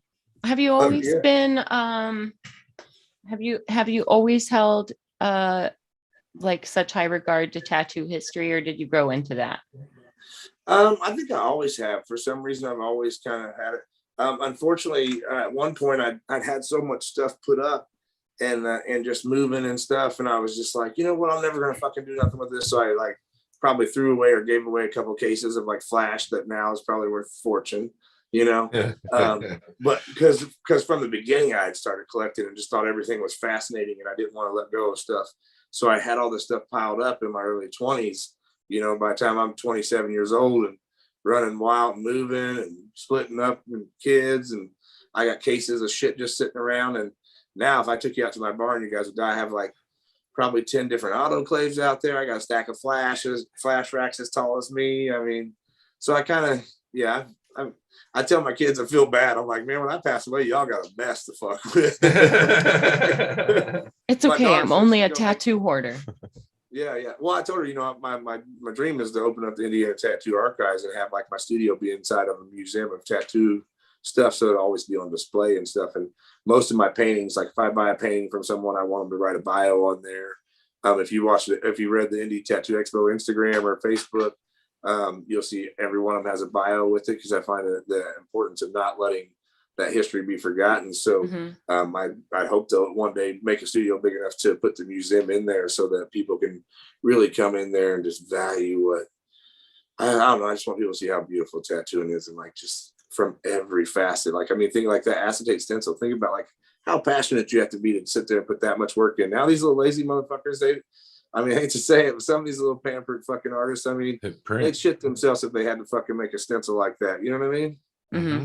Fucking take some fucking powders and mix up their own inks and stuff. They'd be fucking solder together some needles on some needle bars and stuff. I feel like I came into tattooing after that, but if I would have come into tattooing before, I would have dove into all of those crafts equally as passionately. Like I would have loved to make my own color, and I would love to come up with like my own needle configurations. Like I probably would have made my own needle jig somehow. Right, yeah. Like it would be like, no, this is how I like my mags, and this is the only jig that does it that way. Yeah. No, we can't use that kind of flux. Get that out of here. Yeah, in some sense, wouldn't that be cool to have that little asset of it too? Because it really puts I mean, you know, with our demand now, it'd be really hard to do all that though, to be honest. You know what I mean? Because to make needles. So I have one guy, he uses coils. He don't make needles. He buys them now, but he still is as passionate about it as anything. You know, my guy Biggins at the shop, he would love to sit there and make and do it. And it wouldn't even bother him because he loved every facet of it. You know, I wonder if there's a market for artisan tattooers. So the guys that used to build their own needles, build their own machines, create their own power bread box, power supplies, and had the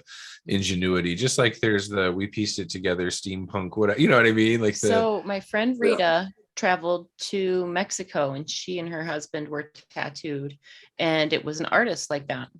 Like she found him and sought him out just because he was like the most traditional handcrafted artisan tattoo that she could find. She wanted like the most authentic Mexican traditional tattoo that she could get. So hand pokes are a thing, and a lot of people seek that out. So what if you had what tattooing was like during this era style of tattoo studio, where you had 2 or 3 people that still did things the way and found a way to make it as authentic to the process could have been getting a Stoney Sinclair tattoo. If there was a shop like that, I need to know about it.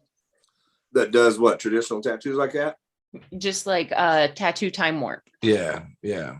Tattoo time warp. Tattoo time warp. Yeah. Think about like if it was a market for being able to walk into a shop that was set up just like a shop was like Stoney's shop here in Columbus way back in the day. I'm sorry, I'm horrible with time frames, and I don't want to disrespect by saying the wrong dates. But imagine walking into a shop that was like that and set up a way that they were running the same style of machines and the same style of tubes, and they've made the equipment, they've made the needles, they've made the jigs to make the needles, and still running the powder gels and the acetate stencils and the see the experience and what it was like in that early stage. I'll tell you a shop that gives you that feeling, and he still probably does somewhat, but also uses bought equipment. But Nate Harmon out of 111 Tattoo Galleries up in Muncie, Indiana. You walk in there and it's just covered in flash, silver flash. I mean, the building is so historic feeling, and he's got displays out in his shop of old stuff, and it has that feeling. And he's the type that would probably be still sitting there making stuff every once in a while. I kind of think that'd be a really cool experience. It wouldn't even need to be a large tattoo or if you guys want to travel to a cool place to do a podcast, Nate's place would be a really neat, fascinating experience as far as collecting and seeing all that tradition. I mean, it's almost, there's so much there. I couldn't work there. It's a good visit, but it's overwhelming. Right. Especially if you're a collector, you're just like, whoa, you have what? You know what I mean? And then it just has that feeling, like you're saying. Imagine walking in there. That's what that has. It's in a little bit small old building. you walk in and it feels like you just walk back into the 30s and you're like, oh. I think I'd pay for that ticket. I think that'd be something with I'd it. into. From you guys, Muncie probably ain't but 3 hours, 2 hours. We need to reach out, make it happen. We need excuses for road trips. I need excuses for no things. Let's just do it. Let's That's just right. do it. Everybody's like, you travel a lot. So I just pick cool places to work, you know? It's another awesome privilege that we have, man. You know, if we plan ahead and we work it right, we can work anywhere and everywhere. Yeah, I'm so excited. I keep going back to my daughter. Like I told her, though, she's 25. She just started, just finishing her apprenticeship and actually doing it. And I was just telling her the other day, like, it's the most rewarding thing in my career for her to be tattooing with me. But just to know that the freedom that she's going to allow herself to show up at her kids' events like I could. Because you know how many times I was, one of the few parents at the event or one of the few dads because people can't take off at lunch to watch their kids play and stuff like that. Mm-hmm. So, just excited for her. And then I was like, think, sis, like we're traveling to Wheeling, West Virginia for your first expo. And I was like, that's just the beginning. Like we can travel the world now and tattoo together and stuff, you know what I mean? Because like you said, if you plan it, you set it up. I mean, tattooing can just, it's like a magic carpet. Again, it's magic to me. Yeah. I mean, there's definitely an element of nose to the grindstone, but if you keep your ducks in a row, you can really go anywhere you want with this. That's right. Yeah. I love watching anybody chase their passion. So Yeah. I get a little frustrated with our industry now because like you said, there's the grindstone. You got to keep that grindstone going. And I think there's a fair balance. And sometimes I'm maybe too much on the grind, but the I'm burned out thing because they just don't know how to manage their schedule. Really, like in this, there shouldn't be no burned out. If this is your passion. It's just a matter of, I understand, like learn your workload and draw your line. I think the reason a lot of artists get burned out is because most of us artists are yes type people. We want to make all of our customers happy. So we say yes too often, which then we're overbooked. And then that leads to feeling like shit, so. Yeah, I've definitely made that mistake in the past, for sure. You guys have already talked about how you have to make a personal connection with your client when you're getting ready to set those consultations and things like that. So you build this anticipation and you don't want to disappoint anybody. So there now you feel obligated to feel on your work. I'll go ahead and work on you on this day off because I probably am not going to do anything anyways. Yeah, and I got a few of my guys having the thing about having a number of artists is that I have a few floaters. So like on your day off, somebody's working in your booth. And the good thing about that is because I kind of did it on purpose because people will always work on somebody on their day off, but you don't have that option now. Now you have to take your day off and enjoy your day, Fawn. You don't have the option to work because somebody's working in your spot. Yeah. And, some people are like, man, that sucks. But then there's other times where like, man, it's fucking nice. It maybe actually makes you start making your clients respect you because we go back to the, would your client go to work on their day off? You know what I mean? And stuff like that. So, being that we have enough artists like that, I think it helps, even though sometimes it doesn't seem like they like it because they like that flexibility, but it also keeps artists from being too comfortable with moving appointments. You know what I mean? Right. Because they don't feel like it. So they're like, well, man, I want to be lazy today, or I want to fuck off, or I'm not prepared. That's the only time usually it kind of, I have the flexibility. It's like, well, this is keeping you disciplined and it allows you also to be disciplined on self-care because those 2 days off are important, you know? Yeah, no, that's a really, I didn't think of that, like flip side to the coin of sharing stations. I always felt like it'd be inconvenient, but like if you had set scheduled days, that's it.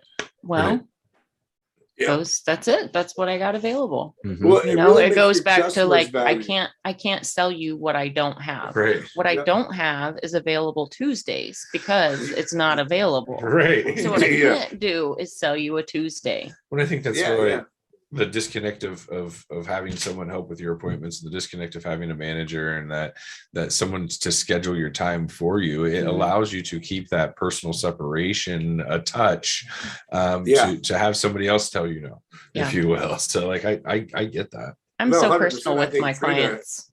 I think Trina, buffering the initial conversation, and a lot of my artists have switched over to have her do that, is to, like you said, it gives you that separation enough because it is personal, but you got, hey, the manager's telling you the rules. You know what I mean? It's not, you have to feel like it's not me. So you don't have to feel like corporate. the bad guy.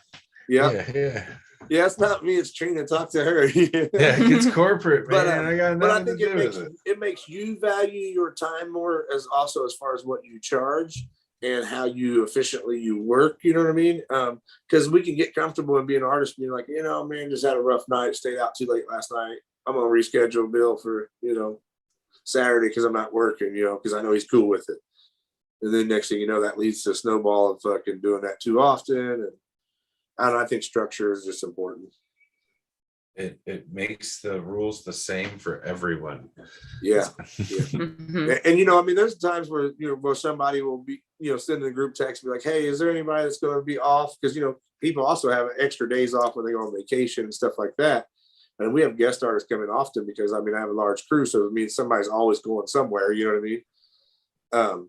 But I think it allows them to keep it in line and get what they need done. Makes sense. And as shop your size, do you have just a space that stays open that's not assigned to anybody, or is every station always hopping? Can't throw somebody, pinch somebody, throw up a massage table in the back corner and give them a porta station? No, not really. That's why we're actually, I'm in the process of trying to purchase property and build right now and stuff. So it's just the long process of it for what I want to do. But because we don't have that availability, and we have like our lobby, which is, I've built an extra booth, so it's gotten smaller. So we could potentially put somebody in the lobby, but people be standing outside. We're doing parking lot tatties today, guys. Yeah. So, but and our booths are, there's one booth that we could probably have 2 people tattoo, and I got one booth where 2 people do tattoo, and then every one of them's their individual rooms. So, there's not enough space in there for extra artists really. Yeah. And that's like, so somebody I send in a text and I'm like, hey, is somebody working? If not, can I use the booth on Sunday? Or if you don't have an appointment, can I come in for these hours and you can come in late? They work together pretty well. Well, when you develop that tight knit crew that all actually wants to help each other, it makes it a little bit easier. Yeah. Well, and it also keeps me, like I try to explain to everybody, because I do run my real business oriented, which people who do and don't work for me, some of them love it because I am structured about the accountability and it being a business. The point of business is profit and growth and stuff of that nature. Not, hey, let's do this collective like everybody wants to do and nobody's making shit and then only one guy's really responsible.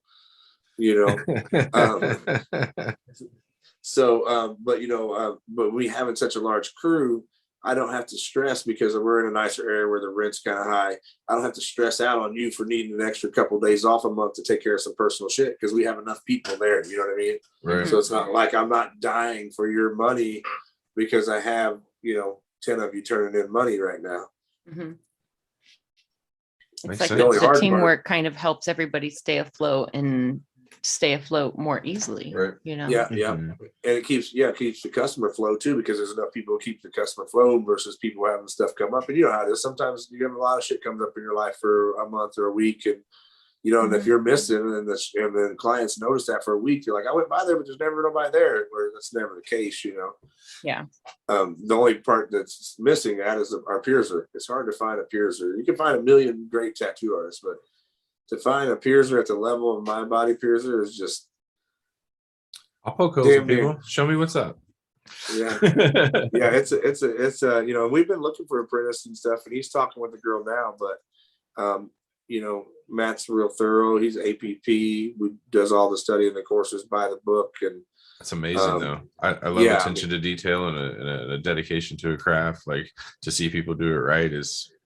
This guy is as passionate about the piercing as we are about tattooing. And he's, if he has somebody who wants to do it just for the money, because they're like, oh, piercers make great money, then he just doesn't want to do it. He wants somebody who, he's 100% out. And so it's like, kind of, we're in that spot of him finding that right person, because it means something to him. You know what I mean? And it's the experience. If that you means read the person he gets will be the right person. Yeah, and there will be longevity in the game. If you go to Google reviews and look up ink therapy, there'll be like 6 million comments about Matt, because Matt Vermillion. If you bring your daughter, I was at a party one time late night with these people, adult party, and this guy's like, "Oh man, you don't ink therapy?" He's like, I took my daughter up there. She's 5, got her ears pierced by Matt. He's like, as a dad, I have to tell you, man, that was one of the best experiences I've had with my daughter to date. And I was like, damn, really? Like, but if your daughter's into acrobats or whatever and talking about something she's learning. He wants to go out there and have her show him. And Love it. I mean, he's just Love it. amazing. His bedside manner is unbelievable. So to find somebody to match that. So unfortunately, he's working himself to death. He's about to have a new baby, so he's going to take some time off, which is going to be nice. But I would love to be able to add one more person to help him out and give him a little bit more flex, because he's also so dedicated to ink therapy that he, you know what I mean? He's not like, you know, some artists are like, fuck it, man. I don't care if shop wants me or not. I'm taking a month off, you know? Matt It's hard to step away. How long have you worked together? Dedicated. Yeah, he's so dedicated to us that and to ink therapy and help build it, that he sacrificed, you know, pay on his end before and invested himself. And I mean, we weren't always as big as we are, you know, and he's done a lot of that has to do with him and his help. But if he's got to take time off work, man, like he's stressing out, he's got to be off for the baby. He's all worried about being off a few weeks. And I'm like, man, you take these few weeks and enjoy. Like nothing's like the first few weeks of your kid, you know what I mean? Right. Like, so. But he's so dedicated, you know, it'd be nice to have somebody to take that load off for him a little bit. So we've been searching for a piercer, but that's hard. That's hard in this industry. I hear that a lot. A lot of shops don't even have them in Ohio anymore. No. A good piercers.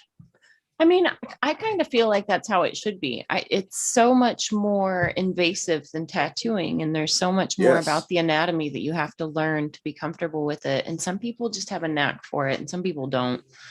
But I feel like it should be one of those things where it should be specialized. It shouldn't be like, oh, I tattoo, so yeah, I'll jam this needle into you as well. No, I don't think because I didn't realize how fortunate it was that the place that I came up in had very solid, very dedicated piercers. I didn't see it until it was gone, type of thing. Right. And it was like, oh, these guys were. They're not a dime a dozen. Right.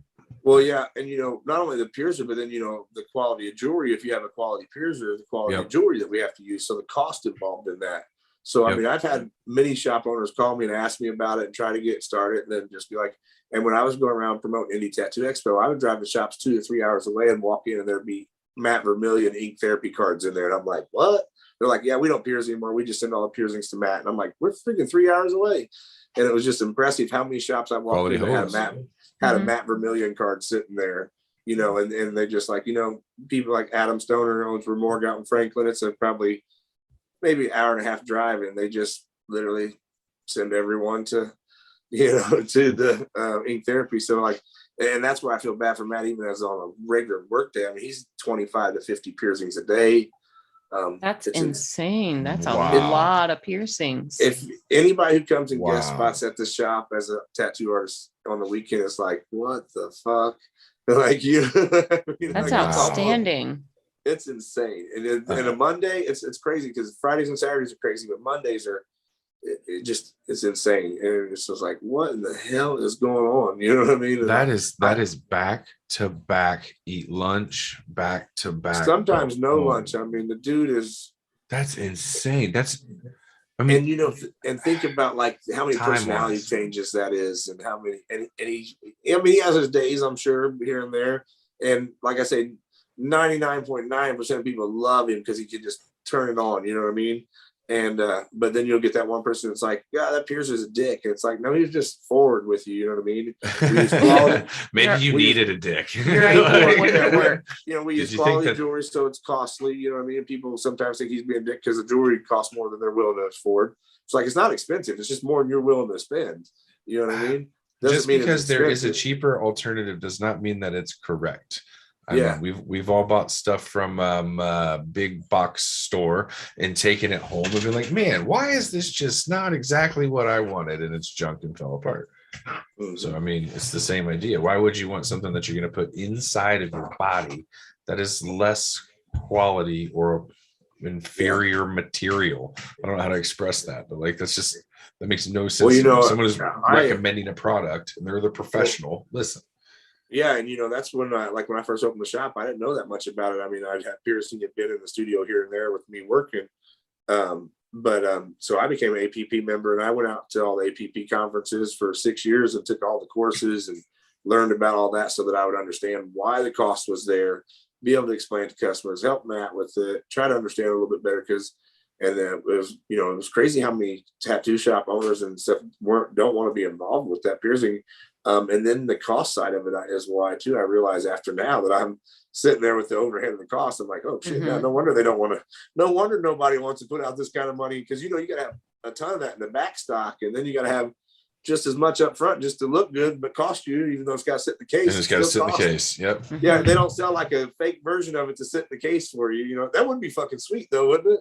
Like, display. Just print them off, man. Like Yeah, take a bunch of really high quality photos of them and tape them to the top of the glass of the display case. Like build one case, stamp it, run. Oh, man, I'm gonna have to tell that to Matt. He would love that idea. He sometimes he gets so serious and he knows I'm so crazy. He'd think I was being serious. So I'm gonna have to fuck with him now. Well, laugh actually, I'm just first. gonna print some off and get one of our jewelry blocks and just tape it on there and set it in there, and he'll be like, fucking cheaper alternative, bro. Inventory's low. Gotta maintain. So yeah, but the team being so big, that allows that to happen. And then like with the expo, like, you know, I mean, if it wasn't for my team, like how in the hell could I took off and did all these expo rendezvous, you know, running around. I snatched Kenny Salone up with me. He's kind of my traveling partner. He works at the studio. He's one, you know, been tattooing 25 or about 28 years. And so I'd snatch him up. He's willing to travel, and he, you know, doesn't have kids and young kids, so he can travel with me. And then the rest of the team back there just grinding out allows me to do all this stuff, really. So that's been the nice thing about having such a large team. I can do shit. Allows me to kind of also, I've been in a couple motorcycle wrecks and tattooing for 30 years. My back's a little fucked up. So sometimes I can't even stand up for a week, you know? So it takes the pressure off of me too, big time. Right. And I well-oiled machine always runs. Yeah, and I can trust in any of my clients. You know, somebody wants me to tattoo them. They're like, man, you've been tattooing me for 25 years. I can be like, man, I know, but like, seriously, like, I really trust this person. I'm not just like, oh, go to them because they work for me. Because I've also been at spots where we were down, you know, to 5 or 4 artists because I'm not just hiring the right person. I'll go in there and tattoo every day too. I'll put my back brace on and fucking grind it. You know what I mean? Yeah. So, But it goes to show how important it is to hire the right people, to have the right people on your team.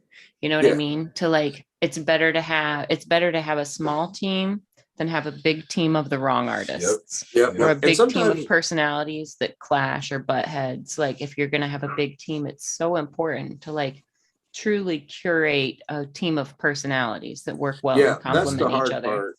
My team ranges from, you know, 25 to, you know, 48. So, you know what I mean? So there's a good range of age differences there too. So it is kind of hard to curate the whole attitude and energy. Sometimes, I mean, there's a lot of different personalities in there, and sometimes it's headbutting, but I think you can still have the right crew and have those little road bumps, and that helps each one of them develop better personalities and better traits and learn how to work with each other, you know. But sometimes it's been a matter of like, hey man, I gotta let you go. You're just disrupting the team. You know what I mean? And I've There's had a difference between a personality curve and a straight out disruption, and somebody that's pecking away at what solid foundation there is. Somebody that's just comes in and is negative all the time and has anything and everything bad to say and perpetuates that attitude all the time. Like, we'll eat a good team away so fast and just build this angst and anxiety of sandpaper people. Sandpaper people. They're always rubbing you the wrong way. A good person. So you got one person that was one of your best employees, and now they're, you know, tainted on stuff, you know. Right. But that's also why I try to be pretty open with my people about, you know, the shop and the cost of things, and, you know, what I'm doing. Like, I'm not trying to say I'm not making no money, and I'm not trying to say, but I'm also explaining we're buying, you know, gallons of pine sol and buckets of this, and, you know, there's this and this, and there's cost. So they understand the cost versus, you know, because sometimes I think people don't, if you're not open enough with everybody too, then they can be delusional on what they're paying. Because I've had people be like, well, I'm paying this guy X amount of money, you know what I mean, for him to do nothing. It's like, man, we have so many people coming in our shop with that many artists. We're still turning away anywhere from 3 to 6, 7 people a day sometimes, you know. Wow. Yeah, I mean, and there's, you know, 5 to 7 artists a day, and they're grinding, and we're still turning that away. So just a lot to it. One of the things that so before working at Red Tree, I had my own studio. I actually had 2 studios. So it makes me like after having all of that responsibility on my shoulders, whether it was just me or whether I had a team of people, ultimately all that responsibility fell on me. So Yeah. to step out of that situation into a team atmosphere like this, it's amazing. It's amazing because I have, like, with Red Tree in particular, I have just as much freedom as I had working for myself and working by myself. But now I've got like this whole support system and backup team and like See, I try to housekeeping create and, that. you know, materials, and, you know, you forget, like, just like what Chris is saying, like in like even in a tiny studio, you're going to have $150 in cleaning materials every week, not Yeah. counting the time to clean, Right. you know, like Toilet paper costs you money. don't think that dial would add up, but it But it does. does. You It wouldn't does. think that toilet paper would add up, but it does. Y'all want double ply? Come on. Mhm. Yeah. Yeah. And then, you know, during COVID, you had to hide it because people were stealing it out of our bathrooms. There's one roll. Yeah. But I mean, yeah, you got Padlocked all in. Windex, You got to take you got half internet pieces off. fees, you got so much stuff coming up. But I try to create that same environment so people can have that. But at the end of the day, it really does fall on you. And sometimes, even with the best of crews, that pressure of knowing it is knowing, like, you know, when something's down, you're the person to turn to. You're the maintenance man. You're the this. You're the that. Mhm. And, you know, like Mike Schultz, he's been there with me. He's the only person that's been there with me from day one. So he's a partner in Eat Therapy with me. But he just likes to tattoo, and he likes the fact that he has to worry about nothing but tattooing. You know what I mean? He just comes in and tattoos because he's like, I managed businesses before. I was like, I don't want to do anything. I like to tattoo. And you know how it is, Vaughn. You know, like you're saying, you want to be able to come in, have that same freedom, but also know that shit's taken care of, because you know Durb's got shit taken care of. So you don't Yeah, really when have I'm to on the worry. road, I never worry. We've got such a good team. Like, Well, I think you know, some people forget that at their shops. They don't realize like what their shop owner is doing. You know what I mean? They don't realize like mhm, that you don't have to worry about shit because they up front have paid the bills. You're coming in, honestly, zero money and zero risk. You know, when you come to work for somebody as a tattoo artist, um, you're charging your artist what you want to make per hour and what you want to pay the shop. So you know what you want to take home when you shoot that price. You know what I'm saying? mhm. You know what your percentage is or your booth rent. So really the money never comes out of your pocket. Your clients pay for you to be there. You never put money up front. You know what I mean? So I think some people don't really get that. And then if it's just explained to them in some sense where they're like, you know, because one of our artists one time, his wife was saying something to Schultz about like, well, I mean, everybody just, you know, Chris pays Chris money. And they're like, no, you pay Chris his money back that he put up front for you to be able to come in and do your job. You know what I mean? Yep. And plus, you know, tattooing for 30 years, I mean, shit, everybody in town, you know, knows of me and tattooing. So the business that I bring in, and me not tattooing 7 days a week anymore, pushing all those people to new clients to turn into new clients. When you build a record of brand that drew your clientele in as well. Mhm. Yeah, and I think sometimes, you know, the artist can, you know, work at a busy shop like that, not see the owner every day, or feel like, you know, they're paying, you know, well, I paid, you know, $2,000 or $3,000 this month in you know, percentage, but then, you know, you got an artist who pays, you know, $1,000 a month in booth rent. It's like, yeah, but what are they getting for that $1,000 a month? Are they getting the same advertisement? Are they getting the same fucking hustle out of their owner? Do they have the same clientele coming in? Do they have that same stability? You know, it's weird. Like I didn't even realize really until going around to do the Indie Tattoo Expo, how many people and other tattoo artists and young guys knew me that I didn't know. And, you know, do they have that stability in the industry, that name that is never been a bad name in tattooing? You know what I mean? Right. It's crazy. It's crazy because it's all little individual marketing platforms. Like Yeah. it's a weird business to do together and separate all at the same time. Together really and is. separate. Well, and I realized when I hired Trina too, that was the best thing I did for my tattooing and my business, because trying to do them together, one suffers. You know, like if I was trying to answer emails all the time, not only for tattoos, but for business things to happen, because I like doing community stuff and we do a lot of charity. And if I was trying to take care of my charity events and get those lined up and my tattoos and tattoo, somewhere suffering. And Yep. usually it would be the email on the business side, because I love the tattoo. So I'd be like, oh, I'll get to those emails. And then they would be weeks later before I'd done missed opportunities. You know what I mean? And then when I would try to do the business side, my tattoo side would suffer. And I actually got real depressed at one point, because I was like, all right, I'm not going to tattoo. I hired enough people to kind of force me out of my booth so I couldn't tattoo.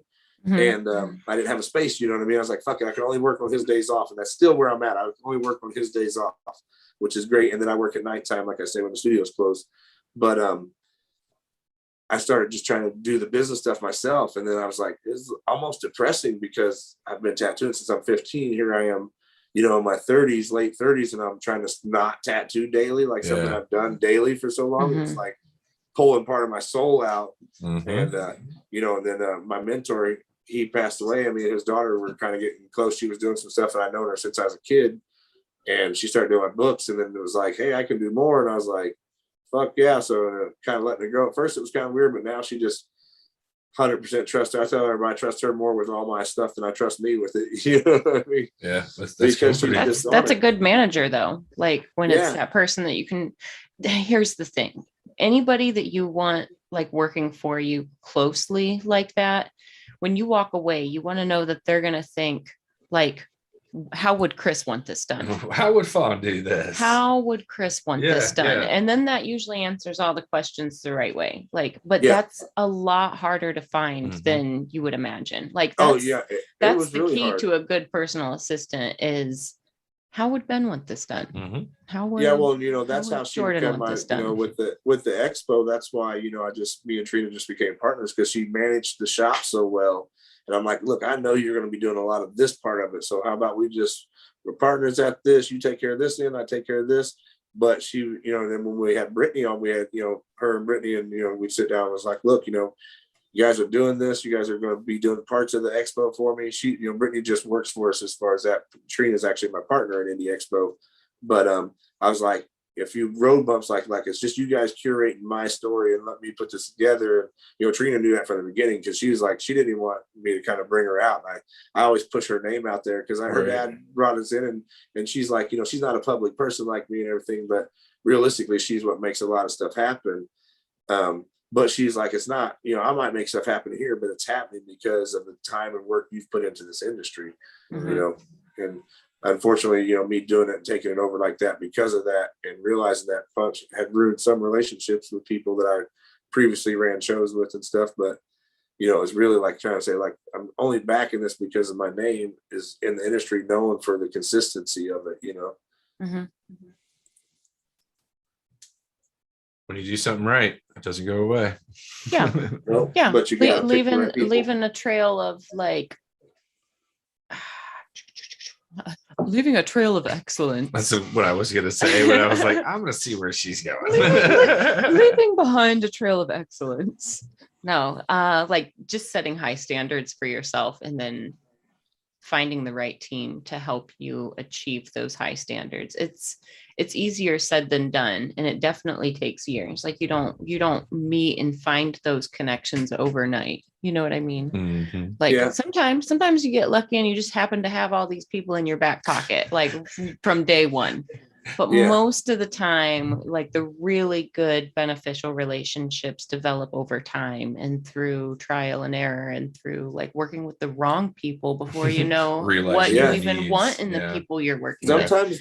Sometimes the wrong person at your company for a while is the best thing for your company because we don't want to do that again. But you know, I think definitely some of my, you know, people like, you know, Schultz has been there since day one, and it's like we clicked from day one on our page of doing stuff. And then, you know, me and Kenny have developed that relationship, and Matt, when he came in, it was like day one.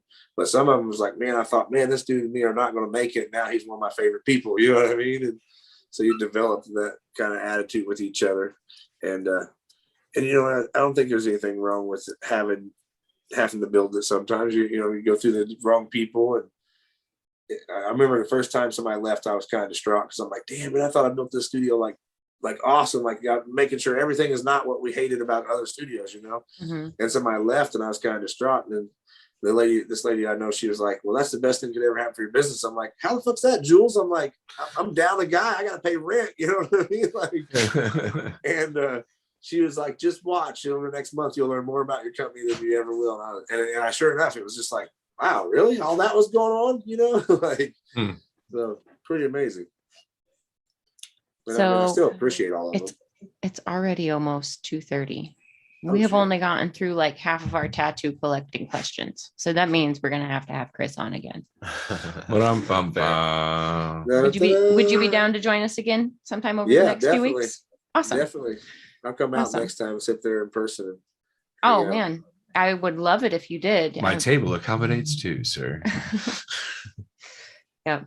Yeah, if you wanted to come and join us in studio, that would be a blast. And then we could maybe make it a point to like, maybe we could coordinate with Joey Knuckles and go visit him and talk about tattoo history. Yeah, that'd be Dude, right. that Yeah. would be really bad. I've He's never got seen a his huge collection, collection. but Yeah. Ben He's was got a telling me huge about it the collection. other day. Yeah. Yep, he's got a wealth of tattoo knowledge. Maybe that's something we'll coordinate. Once we're off air, maybe we'll shoot around some potential dates and I'll see if I can get that in the works for us. Yeah. Cool. So, Yeah, let me know. Cool. I plan on going to the Knoxville convention because I'm already out trying to hit the road for Indy and tell people. So I know, I think that's like the 20th to the 22nd or something. But other than that, my birthday's this month, so I don't have a whole lot of plans. well, August happy early 26th. birthday. Nice. Happy Yeah. birthday. Be an old man, 45. That's middle. Yeah. You got Nowadays, I like mean, it 45 is. more years till you're old. I figure out. Yeah, I tell people, back in the day, 45 was getting old, but now you're not getting old until you're in your 60s. 70s. It's kind of disappointing. I was looking forward to being old. Yeah. How old are Like you? next week? Oh, 37. You want to be old next week? Oh, I'd be super pumped to be like 80. You Wear- just want to be a fuddy duddy. wear a You want to be able sweater. to use senility as an excuse for everything. Yeah, just Instant pass. Like, oh, he's crazy. Don't listen to him. all these Just people. be able to die. say what you want to say. All just Yeah, I pretty much do that. He used to have a filter, but it eroded with age. got around you and lost it. No. Just slowly slipped into senility. That's all. Well, I appreciate you guys having me on. Yeah. Yeah, man, it's a Hell blast. yeah. Thanks for Good taking hanging. the time to join us. I hope it was pretty easy figuring out how to connect with us and everything. Yeah, it wasn't bad. I'm not the technology person usually, but it went together pretty smooth. So Cool. Nice. Good. Perfect. cool. All right. Well, is there anything you guys wanted to talk about today before we get to cruising? Not really. Got tattooed by Adam yesterday. That Oh, was- we haven't talked about that at all. That Let's was talk fun. about it for a couple minutes. Yeah. What'd you get blasted? got a we'll switch to that camera right there.